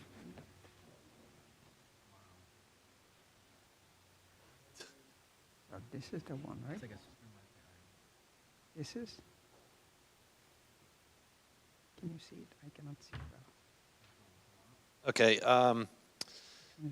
I'll kind of, again, run the same thing Mike went through previously. The existing lot is Lot 7, Block 148 on the township tax maps. It's in the Bradley Gardens section of Bridgewater, and it's located on the westerly side of Chestnut Street, just south of Perry Drive. Property currently has an existing dwelling located on the northerly portion of the lot. And the lot is comprised of the lots formerly known as lots 73 and 75, shown on a final plat that was just passed out to you, which was the for the Somerville Realty Corporation in September 1st, 1931. Some additional history with the Bradley Gardens. There is a book in the Somerset County Library that goes into this in depth. which I did have at one point and had to return. But it talked about Bradley Gardens was originally compiled by William Bradley and was part of an expansive horse farm. Later, lots were laid out in 100 by 400 lots to be used as chicken farms. I think as that kind of went by the wayside, the current the final plat that you have before you was created, creating 50 by 100 lots, and these were sold for vacation cottages and bungalows.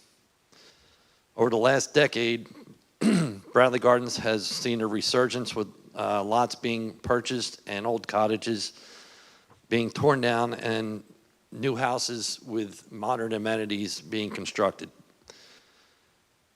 And this is a similar application to obviously that same condition. So going back to the existing conditions, the existing lot is 20,000 square feet, is 100 feet wide. The existing house is 92 for the front yard, which is an existing variance. It has a side yard of 12.63, which would be existing variance, being less than 15 feet. The total of the two sides complies 74.59. The rear yard is 102.94 feet, which complies. The coverage complies with 15.2%, and the FAR is 0.08.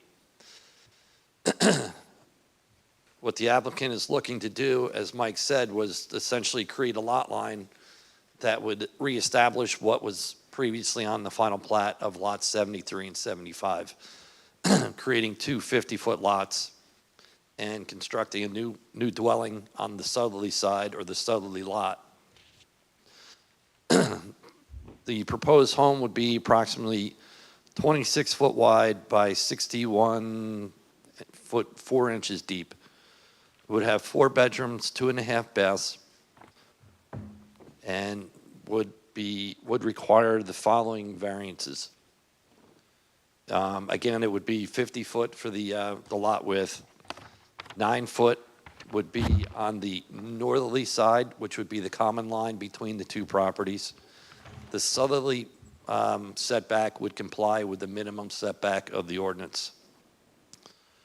The minimum combined side yards would be 24 feet.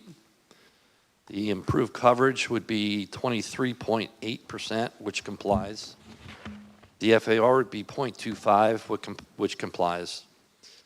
And then the proposed lot with the existing house would maintain that 24.92 foot side yard setback, would require a variance for the lot width of 50 feet. I'm sorry, the front yard would be 24.92. The side yard would be 11.96. The combined side yards would be 24.59. The rear yard would again be 102.94. The proposed coverage would be 27.5, and the FAR would be 0.16. The applicant has constructed a house very similar to this on 131 Oak Street. So again, it's the intent is to be consistent with the neighborhood. I do have another rendering in the back here. A3.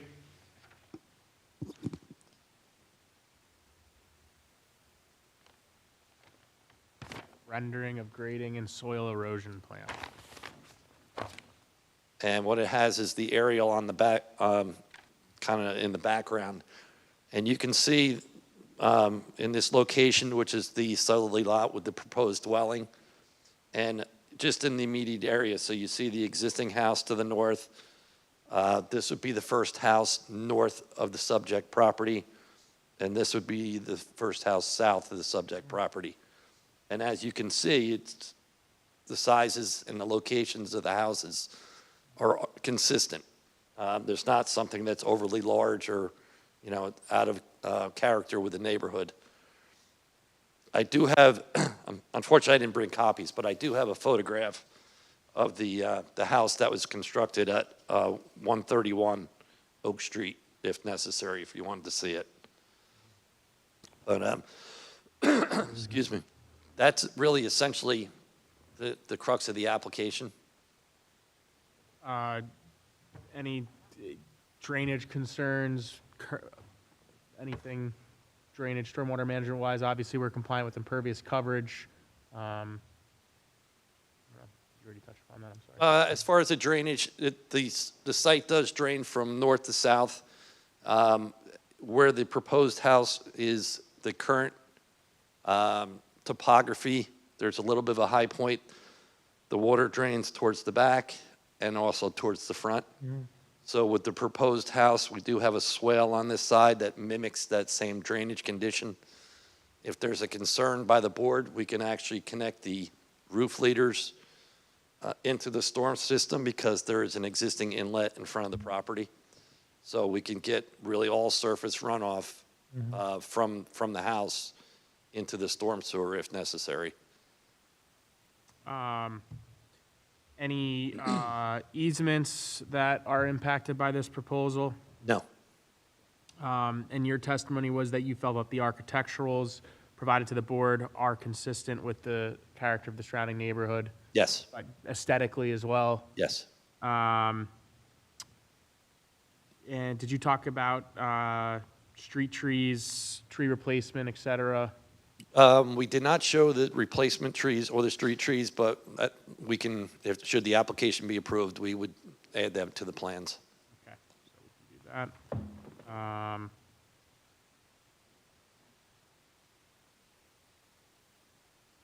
You can comply with the sewer utility review memo? Yes. And there was nothing in the joint report prepared by Ms. Sarmat and Mr. Burr that we couldn't comply with? No. Okay.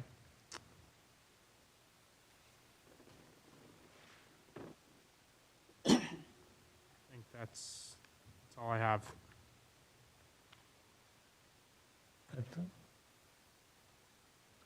Do you have any estimate as to how long it will take to construct the house? 8 months, I would say.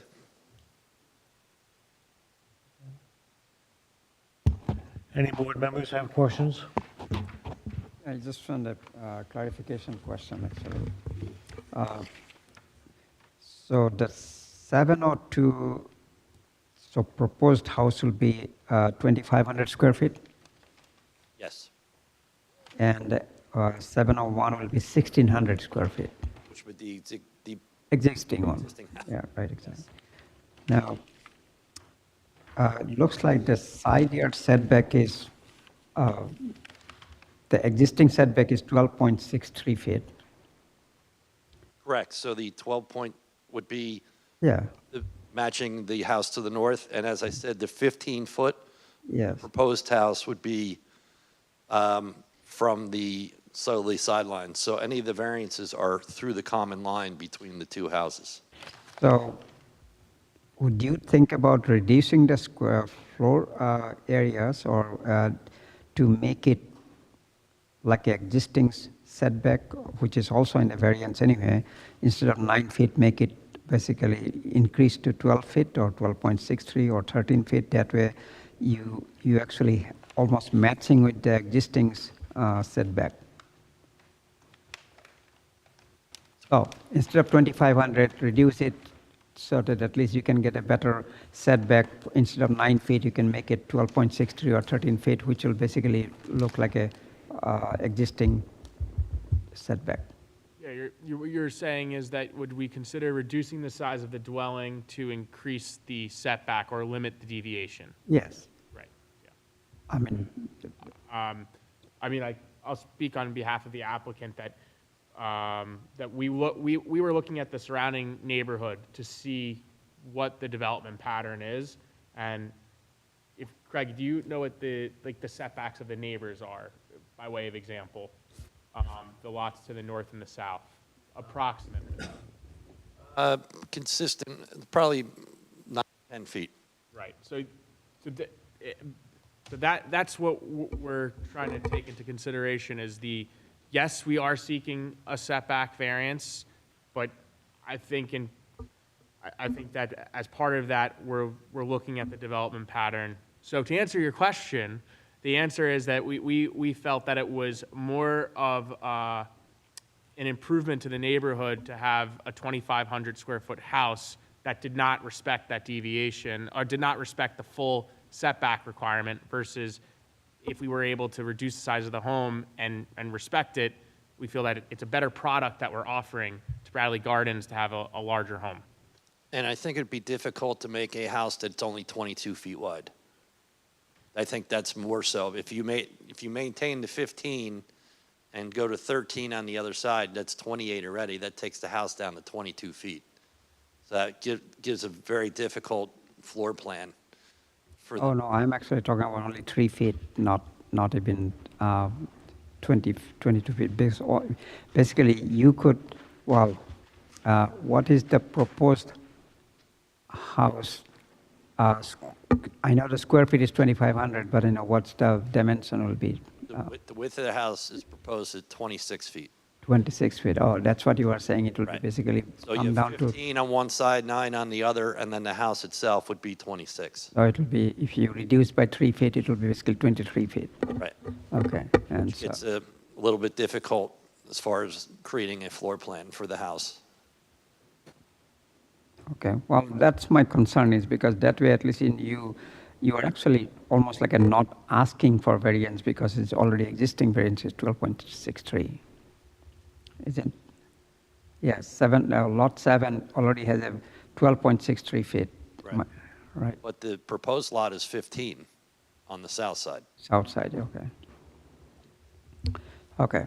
Well, I tried at least, I think if you can make it, it will be really good. You just see it whether you can make it somewhere or not. Then this is, I can understand that, neighborhood is like that. That's what you are saying. That, and also I think we'll hear planning testimony to this effect, but just that it is better for the neighborhood to have a house that has a true viable floor plan that would be allowed through a 26-foot width than reducing the size of the home.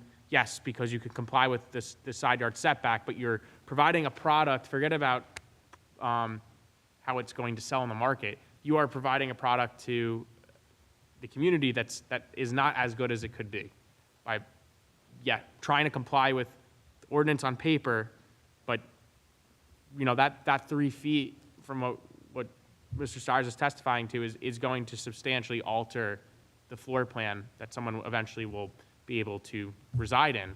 I think that's what we're trying to be cognizant of. If we could have made it to comply, we would have. I think it's just there's only so small you can go, or only so narrow you can go. Okay. One more question, same way. I'm going to repeat the question. How about the neighborhood?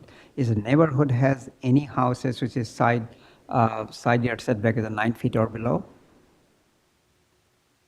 Yes. We did a subdivision last year to the north on Chestnut that had 9 foot. I think the planner can probably substantiate more the dimensions through her study, our planner. Yeah. But I would say that the neighborhood, with all the 50-foot lots that are, in the neighborhood in Bradley Gardens, I think you'll find that it's more consistent that you see 10-foot, 9-foot, 10-foot setbacks to the existing houses. And I think that that 15-foot and total of 40 is a little bit obviously difficult with a 50-foot wide lot. So, proportionally, with a 50-foot lot, you'd probably rather see 10 and 10 on either side. I mean, even if we complied with both side yard setbacks, meaning that both sides of the new proposed dwelling, by way of example, was 15 feet off the property line, we're still not complying with the combined side yard setback. Well, that I can see it, right? No, I live in that neighborhood, but, the side. I remember very well, I did not see any houses so small setback. That's, anyhow, I don't know what, Mr. Pack, what you suggested, but, 9 feet is really. In terms of what the Yes. I mean, it's up to, it's not for me to say. I mean, it's whether or not you. One of the things that we spoke about, we deliberately didn't do, but we can center the house on the lot. So that would reduce the setbacks on either side. So you're increasing the setback. In one side and, okay. Right, but we were based upon, Impacting the existing home. Right. yes. So based upon our prior work in the neighborhood, it seemed like it was more of a priority to make sure that whatever new development is going on in Bradley Gardens is not impacting the adjacent property owners. That seemed to be prioritized more than like centering the home on the property. And you'll see all throughout Bradley Gardens that you have homes that are off-centered just by nature of this very existing home, existing conditions. Yeah, because if you centered it, you would have 12 feet on either side. Yeah. We're open. No, centering will not help. Centering will not eliminate a Yeah, right, exactly. additional variance, but it'll better the proposed deviation. Suppose you increase the length from 61 to 65 feet or something, and then reduce 23 feet. 20, instead of 26 by 61, make it 23 by 64 or something. I still think with the width of the house would be what's creating the problem. I mean, it'd be tough it's essentially like putting a room on one side and a hallway down the other side. I mean, that's where it's getting that narrow. Okay.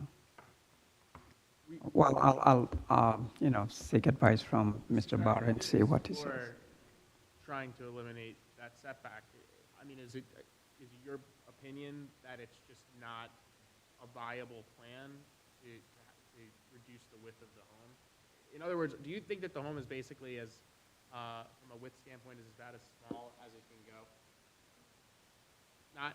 Not from an engineering, anything could be engineered, but from practical marketability standpoint.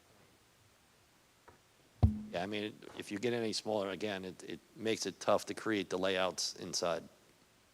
In fact, I remember, I think you were the lawyer last year. There's one case there. Haas. Huh? Ula Haas. Yes, and then I remember very well the discussion between you and Mr. Kars. Similar, not the 9 feet, but a similar thing. So I think you did somehow or other accepted it to increase the setbacks. Yeah, that's what we did on that application, was that we respected the minimum setback to the adjacent property and created the variances between the two lots, similar to this. And of course, with that application, we were looking at lots that were undersized in terms of meeting the lot area requirements. I believe those were approximately 13,000 and 12,000 square feet. Or I'm sorry, the entire tract was 13,000 square feet versus this application, we're dealing with lots that 20,000 lot area. Again, it doesn't address the setback question or comment, but just a different piece of property. This is substantially larger in the context of the neighborhood.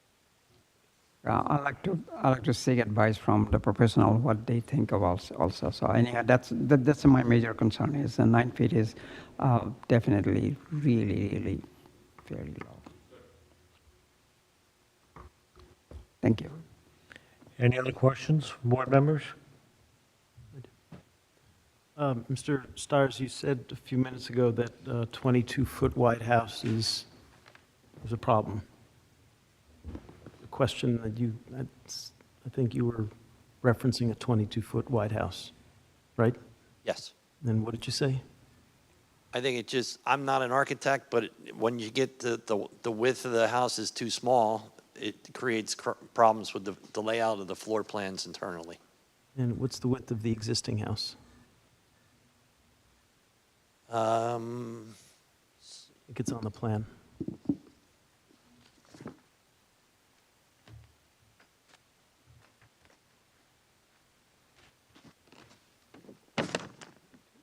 You can do 10 by 10. Just under 21.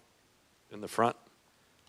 So Yeah. you make a distinction between an existing house and a new house. Well, in the back, it's 25.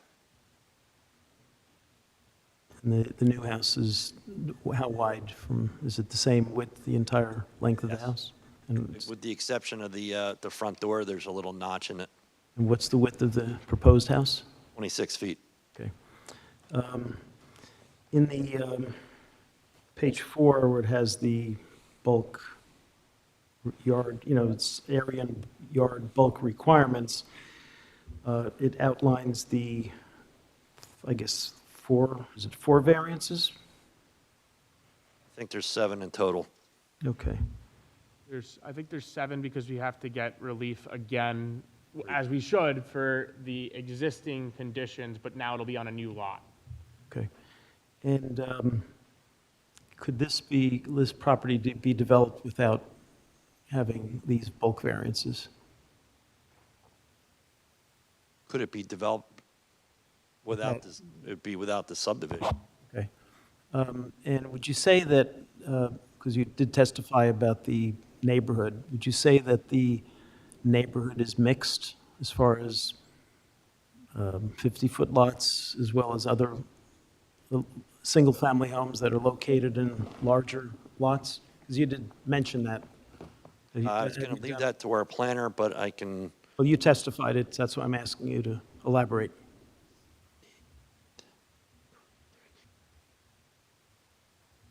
of the 17 lots on the same side of the street, only 3 are more than 25 feet. What about the other side of the street?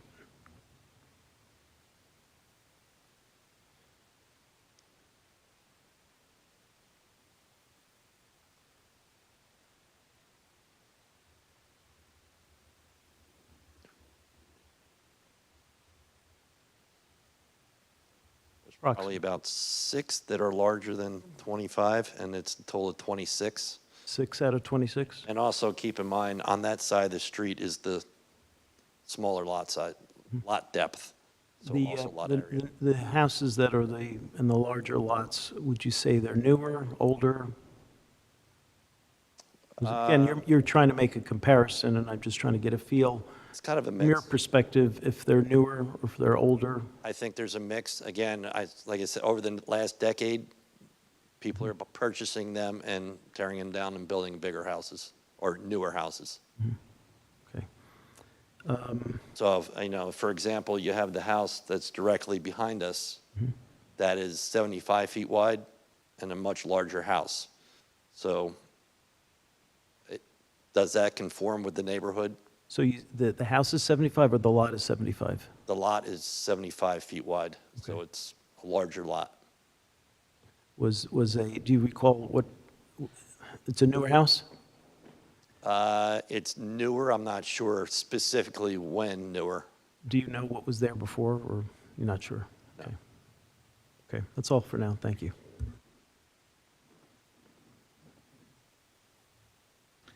Any other comments from the board members? Yeah. So I'm just following some of the questions that Mr. Pappas had. The properties adjacent are right below 116, 114. Do you know what the approximate sizes of those homes? It's 116 Chestnut, 3-bed, 2-bath, about 1,080 square feet. You know what the size of those lots are? And also the homes? That would be probably these two. No, it would actually, yeah. It would This be is 120. Bottom one, yeah, that's the subject property. It would be the bottom one, and then the top one. So they're the same size lots, and as you can see, just graphically, they're roughly the same size as what we're proposing, floor plan-wise, or footprint-wise. Meaning closely related to the subject property right now, which is around 21 square feet in the front? You're talking about the houses, right? You can see the footprints are relatively the same. So around like 21, 22 square feet. Yeah.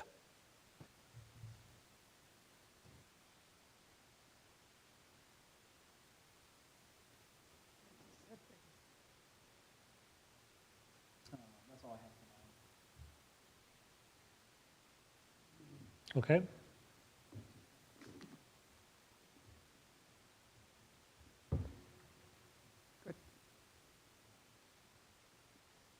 Okay. Well, actually, I just had a follow-up. So do you have a rendering of the proposed property as it currently, the one that's being subject to potentially being built? Do you have a photo of that? Or potentially? Elevations we have. You mean of the one that we're proposing to build?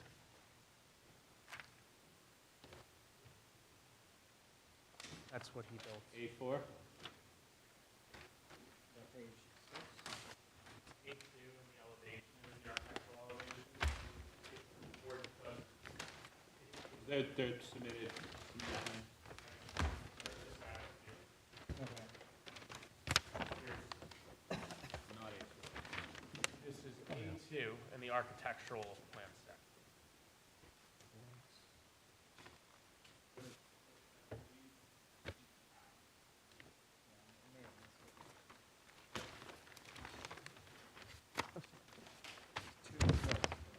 But that's the site plan, or the subdivision plan. So there should be a separate set. It's, I believe think it's I- 11 by 17. Yeah.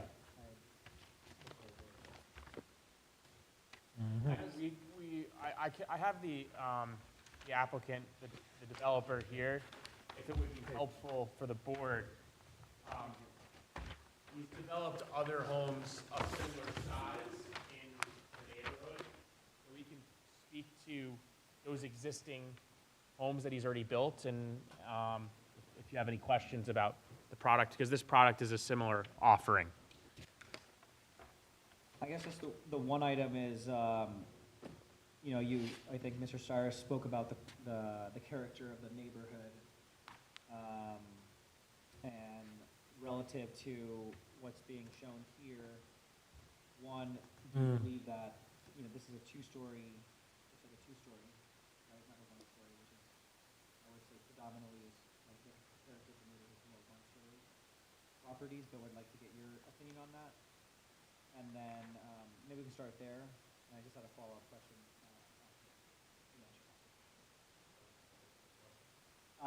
So the character of this home, like the way that it's being designed, how does this compare to the character of the overall Chestnut, the Chestnut Street? Well, again, like I said, in the last 10 years, it's continued to morph.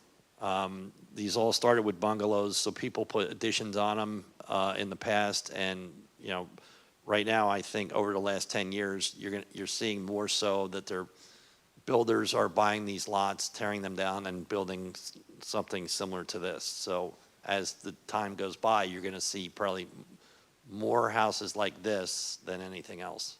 Do you know how many properties are more like a two-story? I do not. I think just the characterization, you know, kind of how you're describing it is throwing me off a little bit, especially when I'm seeing this, and I appreciate, you know, providing the rendering of this. The one other item that I wanted to question on, I think, you know, my colleague also asked on it, was if the side setback, I think on the one side was about 9 feet, correct? It feels, and I think this was some of the conversation that we had with the Hula, with the Haas property as well, that it feels very encroaching, right? Like there's not a lot of space in between the subject properties, I think right now. Is that closer to the bottom of the 116 Chestnut, so on the bottom, or is that closer, is that 9 foot closer to the subject property? The 9 foot is the common line between the two on the subject property. So this is, the southerly setback is 15 feet, which complies. The 12 foot is existing on the north side. So essentially, we're creating the variance between the existing house and the proposed house. And that would be 9 feet between, like, what, can you help me, look, when I'm looking at the property from the, where the actual home is compared to the start of the second home, how wide is that gap? Is that only 9 feet, or is that more than? Oh, it's 9 feet, the house to the property line. So I believe What's the additional I think it's 18 feet between the two of them. 18 feet between the two properties? And is there any consideration for any foliage or, I mean, obviously who's owning it now, but if somebody else moves into that property and, you're kind of like looking into your neighbors. That's just like my concern, if has there been any discussion to put any, trees or like a privacy arborvitae's or something like along those lines? We can do that, yes. Yeah, we didn't consider it in the context of filing the application since it's under common ownership, but it's certainly open to it. I would think if not us, then certainly somebody that's purchasing the property is going to want fencing and landscaping, so. Yeah, just given the dramatic, I mean, it's, 15 compared to 9, it's still, by the variance. I think to reduce the impact of, again, like looking across, so potential foliage or something along those lines. Yep. You have a privacy screen. Absolutely. That's all I have. I really like to recommend at least 2 feet increase from becoming 9 to 11. That way, at least, we'll have a proposed 7.1 is 11.96 feet. Obviously, what planning engineer is saying that, 22 feet will be too less for a house, or 23 feet.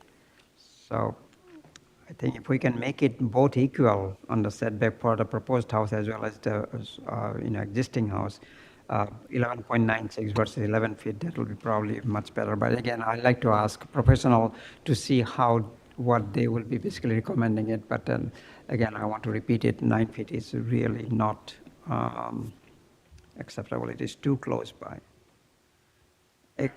For consideration of if somebody buys the house later on, that will be a bigger problem, but for privacy-wise. And even if you put the trees or fencing, it's too close by. Yeah, I think that our planner can also speak to the development patterns more in the neighborhood so that we can represent to the board whether it is customary or abnormal to have 9 feet versus 10 feet. And furthermore, from a planning perspective, if from the streetscape, it's a discernible impact, whether the home is 10 feet, 11 feet, 9 feet. I'm not taking a position one or the other. I want our planner to have the opportunity to address that. Thank you. I'm done. Any other questions? Let's hear from our professionals. Thank you, Mr. Chairman. Just one thing that was not in the review memo, but just kind of caught me as I was looking at the plans. Sheets 3 and 5 show the setback line that's proposed, and in another case, not even proposed because it's exceeded, as 9 feet and 15 feet. And generally, those hash lines show what the requirements of the zone are, not what's being proposed. Is that accurate? Yes. Usually they show that. So I think that just needs to be updated to show what the setback lines would be, right? Well, I think what we did, for example, then if we keep referring to the Julia Haas application, is we set those lines based on what the board approved. So we can adjust them accordingly. Yeah, I think particularly as you're in front of the board for the for the relief sought, it would show a different picture, right? It would show the existing building, and it would show even where the setback line sits, and it pinches as far as what the actual buildable area within the confines of the zoning are. So I think it would tell a different story than what's kind of shown right now, and also be representative of actually what the zoning regulations are. Yes. So, and just so the board understands, if you look at sheet 3, right now those dashed lines within the property line, show sort of what they're proposing, right? A 15-foot setback from one side, a 9-foot from the interior property line, but those are sort of what they're proposing, not actually what's required. So just imagine that hash line coming closer together for what actually would be permitted and would be variance-free. It would be a much smaller rectangle effectively. Yeah, so they would be 10 feet apart if we showed the actual, that box would be 10 foot wide. Correct, because I think, and we've kind of missed it a little bit as we're talking about this 9-foot setback, but Right. really the side yard setback when combined, so a single side yard has to be 15, but combined they have to be 40. So really that you're meeting the 15-foot side yard setback, but combined they are, 20 feet below what's permitted, right? Right. Or not 20, sorry, 16 feet below what's permitted. So really it's a 16-foot deviation from it, which I think if we're talking, some of the board members asked questions about, could you do a little bit more? I think 16 feet wouldn't be viable, right? A 10-foot wide house wouldn't be viable, theoretically. I think we've heard the questions already, but I'll probably wait to hear from the planner about, the characteristics of the neighborhood, the lot areas, the lot widths, kind of the prevailing conditions, as well as some of the notes in the cover letter from Mr. Silbert indicating about zoning. I have some questions about the history of the zoning and how that's changed over time, and how it relates to the property and the existing conditions and the proposed conditions.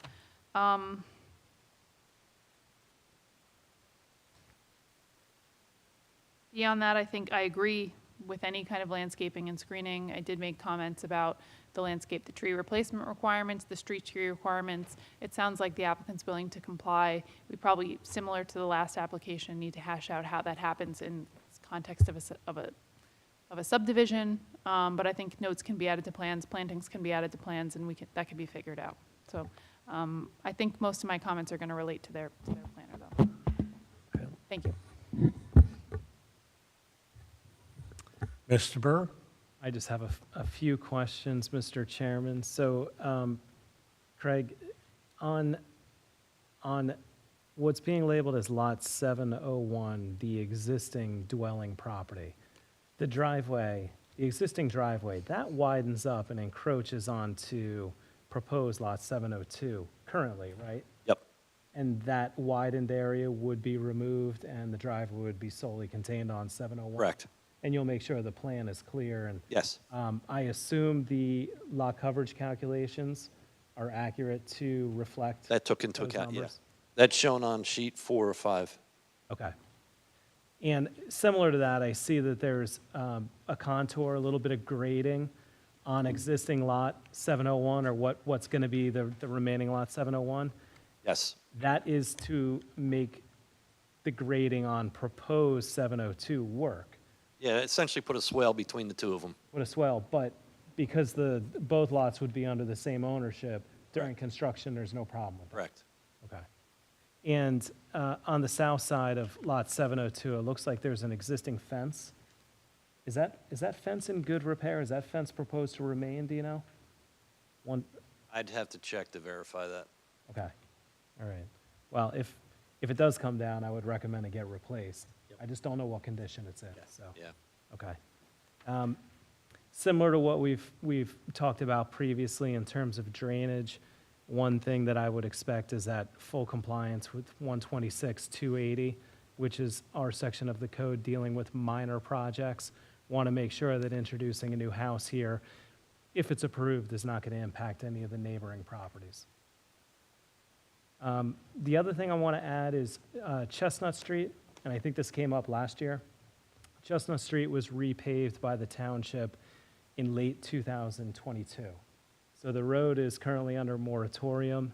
If this application's approved, if that road needs to be disturbed for the driveway opening or any utility connections, we'll expect that the width of the new lot gets repaved curb to curb. Curb to curb, So right. you don't have a problem with that. And that's 5 years, right? That is 7 years. All right. So that would run until the end of 2029. Yeah. Okay. All right.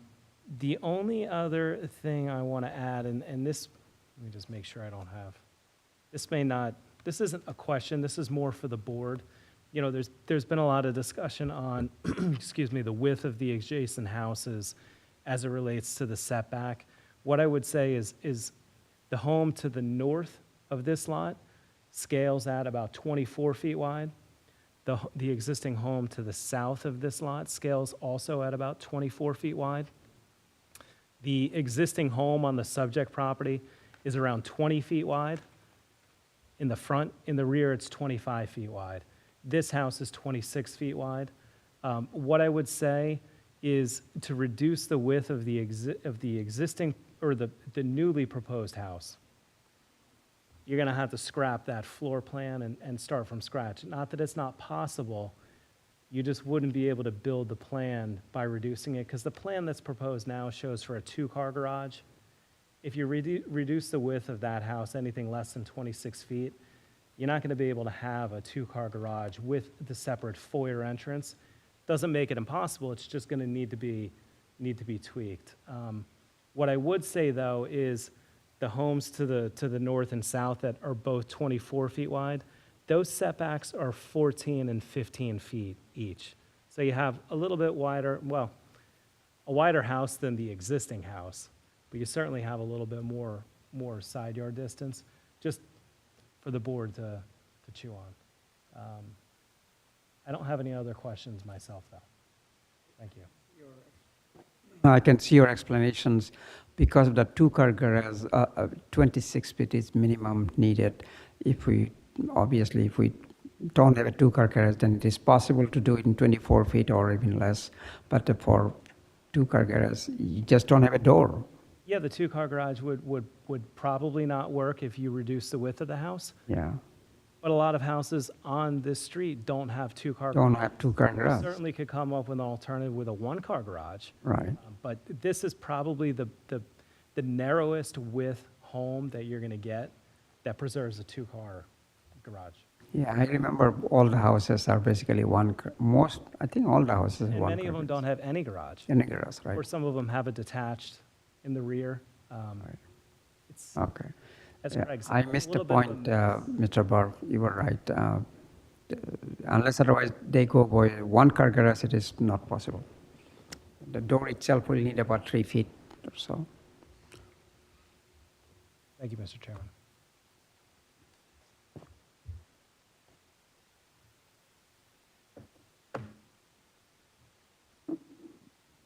Any other questions? Any questions from the public? There is no public, so no questions. Do we have any proposed conditions? Well, they have more testimony to give. I think the Oh. question is do I'm we sorry, I think- didn't mean to rush you. I think the question is can we wrap their testimony up and all that in the next 15 minutes, or?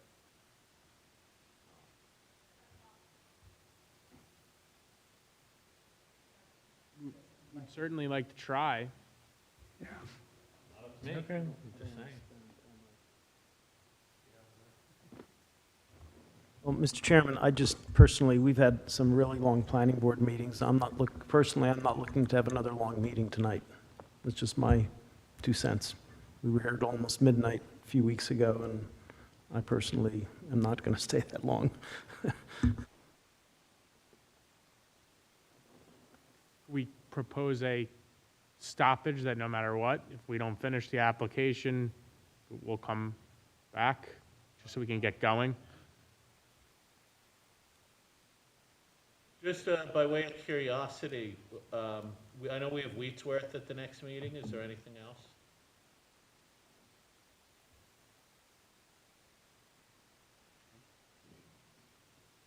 Well, you wanna? No? Mr. Chairman, let him go till 10, race through the planning testimony. We'll see if we can do it. We need to make sure we're doing a thorough job on show- our end, so. Let the show go on. Thank you. It all depends upon how fast you can speak. I got 17 minutes here on my clock. You give me 2 feet more, you take 17 minutes. Yes. You swear that the testimony you're going to give in connection with this hearing will be the truth and nothing but the truth? I do. Thank you. Could you state and spell your last name for the record, please? Yes, first name is Kristen, last name is Shepherd, Sheppard. Thank you. I am a, yes, I am a licensed professional planner in the state of New Jersey. My license is active and in good standing, and I've appeared before dozens of boards across the state. We're accepted. Sounds good. I'll be quick, I promise. And what Mr. Silver just distributed will mark as A4.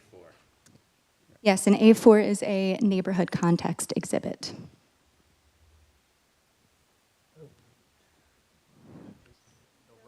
Okay, great.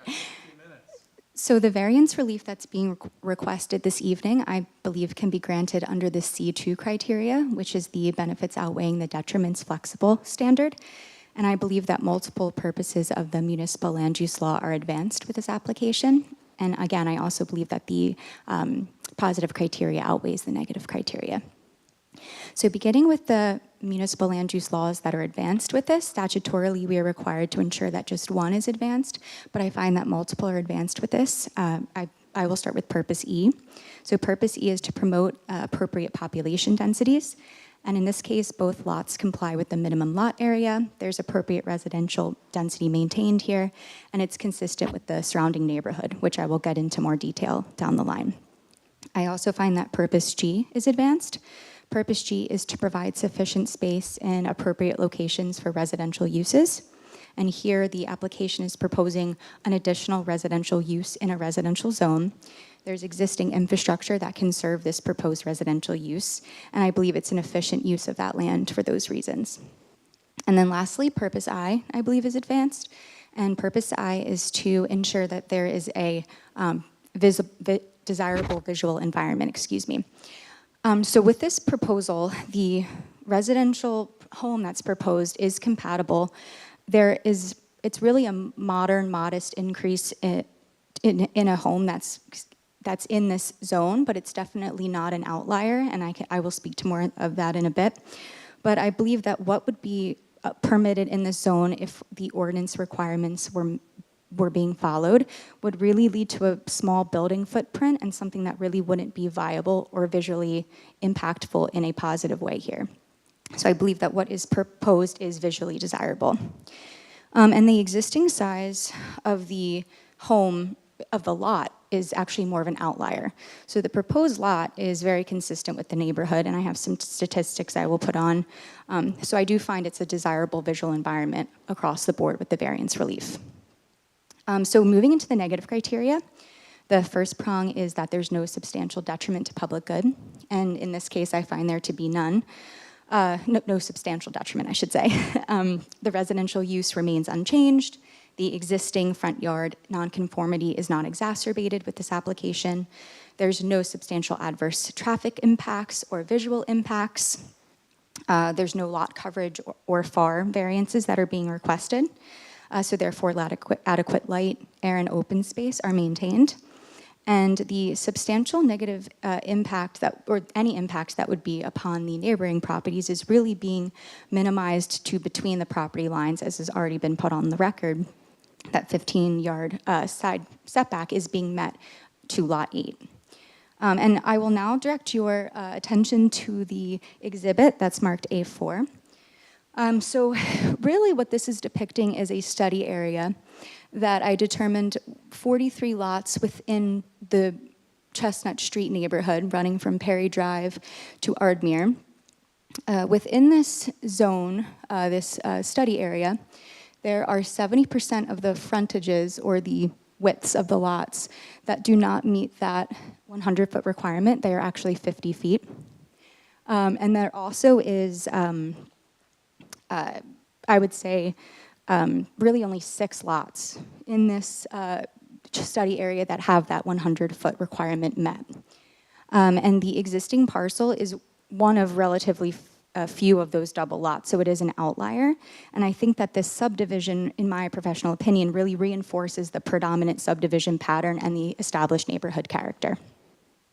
Regarding the side yard setbacks, on the eastern side of Chestnut Street, from the measurements that I was able to take of the 23 homes and the lots, 20 of those, or 87%, exhibit at least one side yard setback that does not meet the requirement or the 40-foot combined.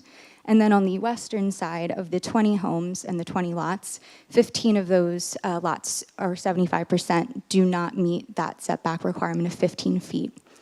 And based on some of the measurements I was able to take, some of those setbacks are anywhere from 5 feet to 9 feet. So they really are substantially less than 15, even some less than 10, closer to 5. And then the proposed home sizes in the area. In just my study area that I have here, I was able to identify via tax map information that at least 4 homes in this area are between 2,400 feet and 2,600 feet. So the home that's being proposed in terms of its size is not inconsistent with what is existing now. It is a more modern take on the more historical homes in this area that I think that the Bradley area has been seeing increases of in the last 10 years. And then lastly, the second prong of the negative criteria is that there's no adverse impact on the zone plan or the zoning ordinance. Here, the single-family use is remaining. The use is fully permitted. Both lots comply again with that minimum lot area. And the relief is really related to really bulk standards that are dimensional between the 2 lots that are being proposed. And there is some consistency, I believe, with the master plan from 2025 with this application. So Land Use Policy D states in the master plan to preserve and enhance the residential character of the township and to provide for compatible infill housing where appropriate. I believe the application promotes that goal. And then in Bridgewater goal number 4 in the master plan, it states to maintain community character by carefully managing the density, housing type, and residential scale. And again, I find that the application does promote that goal. So I would like to say overall, it's my professional opinion that the application can be granted in full with the variance relief as there's no substantial detriment to public good or adverse impact to the zone plan or the master plan. Going to be quick, just a couple follow-up questions. I passed out a 1931 subdivision map, and it reflects lot widths of 50 feet. As a planner, when you're looking at an area that's almost 100 years after the subdivision was perfected, and the majority of the lots are still in line with that 1931 subdivision, what does that say to you about appropriate lot area? What does that say to you about development pattern? Well, I mean, if majority of the lots remain at 50 feet, as we have seen in our studies, it means to me, from a planning perspective, that the proposed subdivision is completely in line with the current development pattern. And from the ordinance, if I were to represent to you that the ordinance has not amended the minimum lot area requirements since the Bridgewater Township revised code was effectuated in 1977, and yet all these non-conforming lots exist, what does that say? Current zoning, history of the zoning relative to the 1931 subdivision map? Well, obviously, ordinances are created to address, new options and opportunities that present themselves. And I actually did find another statement in the 2025 master plan that identifies Bradley Gardens as being an area that's unique, that does not have existing lots that meet that minimum lot area. And it really is asking the town to determine and recommend that this be analyzed to determine where the prevailing lot conditions are not consistent with the zone requirements. And although we meet that lot area, the setbacks, side setbacks, and the frontage, I believe it acknowledges that the town is contemplating this area being unique and putting in place ordinances and recommendations to change zoning to meet this new requirement. And final question from me. If the side yard setback was increased between the two proposed lots, so the lots owned by Mr. Lopresti, from both the streetscape perspective to the neighborhood as well as to the residents that one day will live there, in your planning opinion, is there a substantial difference between the side yard setback being 9 feet 10 feet, 11 feet from those standpoints? No, the consistency with those is any change would be de minimis. Thank you. Does that That conclude? that does conclude, yes. Yes, it I does. tried to be quick. It's a lot of words. Now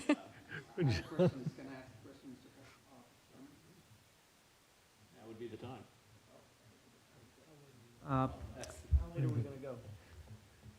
Okay.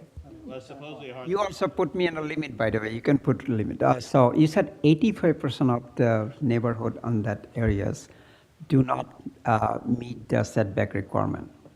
Of the east side on Chestnut Street, approximately 20 of the 23 homes, or 87%, do not meet the 15-foot setback or the 40-foot setback combined.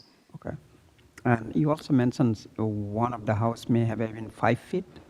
In my measurements that I took along this side on the eastern, Right. some of the houses that I took measurements of on Google aerial imagery, I should put that out there. These measurements were taken approximately using Google Earth tools and measurements. Right. So it's just meant to put it into perspective. But we determined that some of those were 5 feet and some were even between 5 and 8 feet. Okay. Thank you. Any other questions? Our professionals, Ms. Sarman? Whoops. I'm-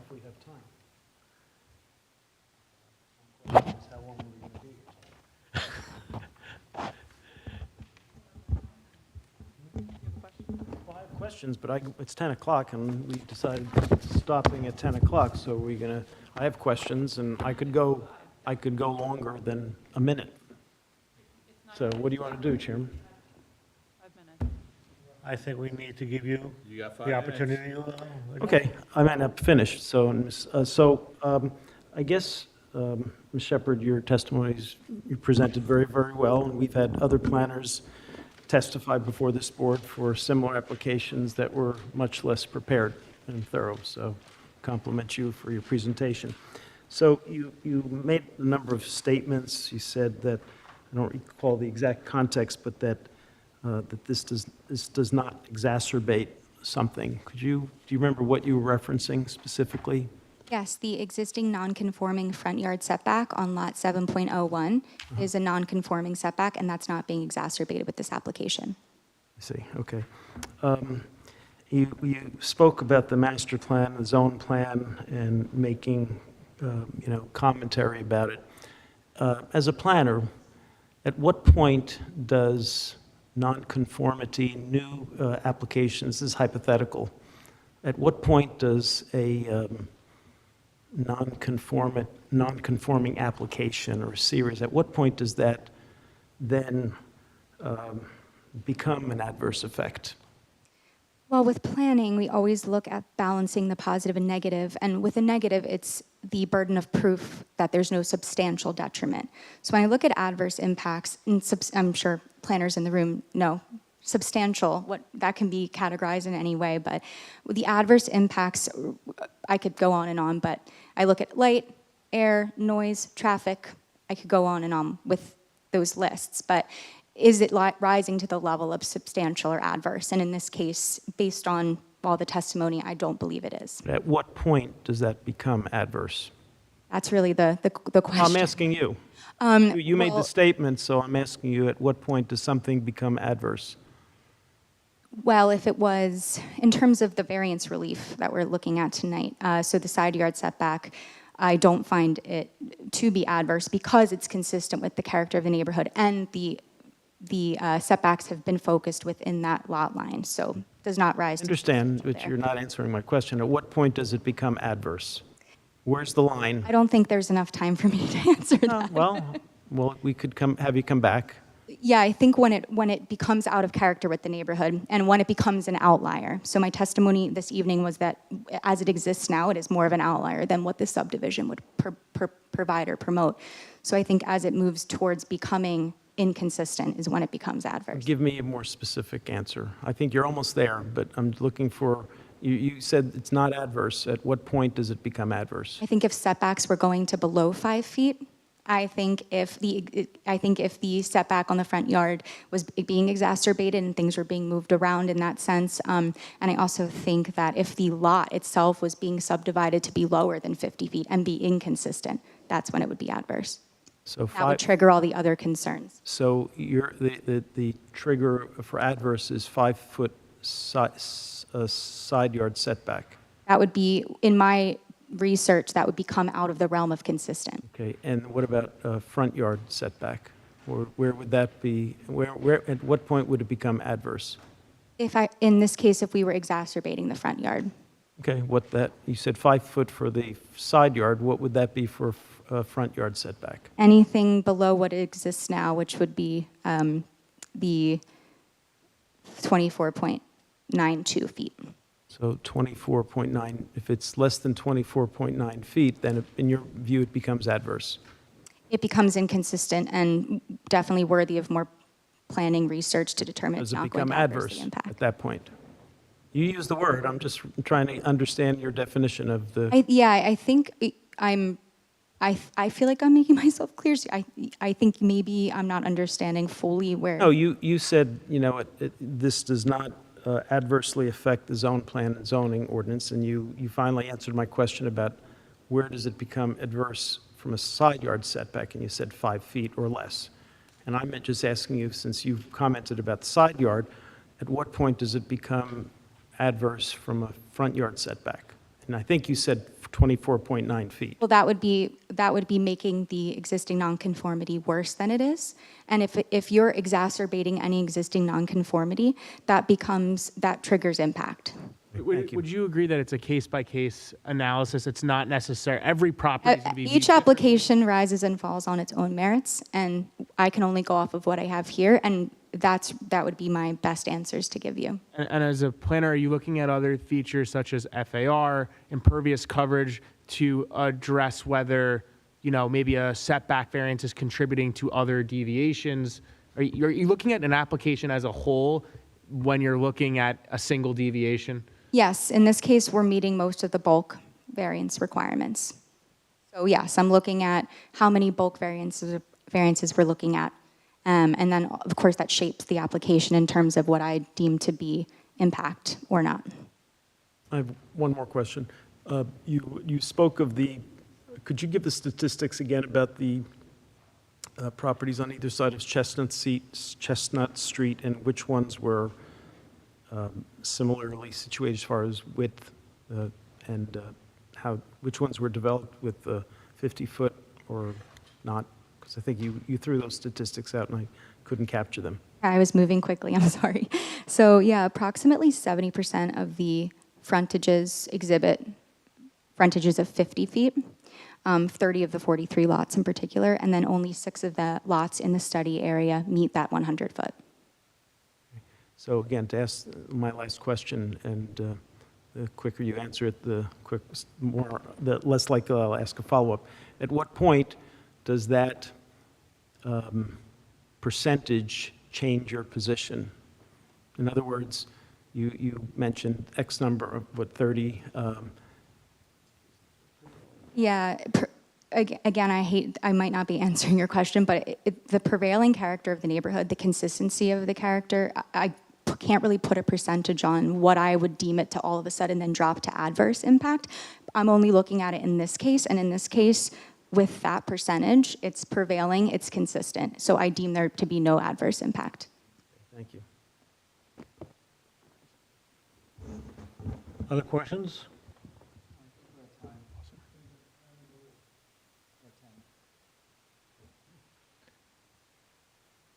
None? No other questions? Coming back on the 18th? Yeah. I just have to make sure that, that Ms. Shepherd is actually available on the 18th to return to the board.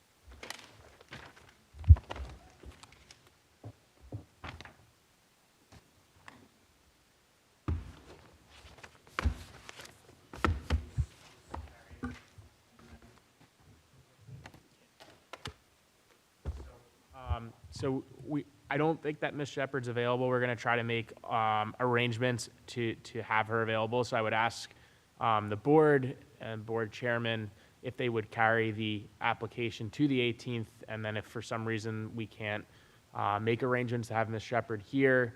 We can carry it further. Thank you. Yes. Without new notice. For any of the assembled public here, and I'm sure the multitudes watching online, this hearing's being carried till August 18th, 7 PM. This location, no further notice will be given. Thank you very much, and thank you for allowing us to proceed to. Very nice Thank you. testimony, Thank by you the for way. showing up. Very good testimony. Fantastic. Do we have anything else coming down the pike on the 18th? Just Wheatsworth. Just Wheatsworth. Wheatsworth. Continuance. Nothing else. Okay. Seek a motion to, second, please? Well done. Well done. Well done.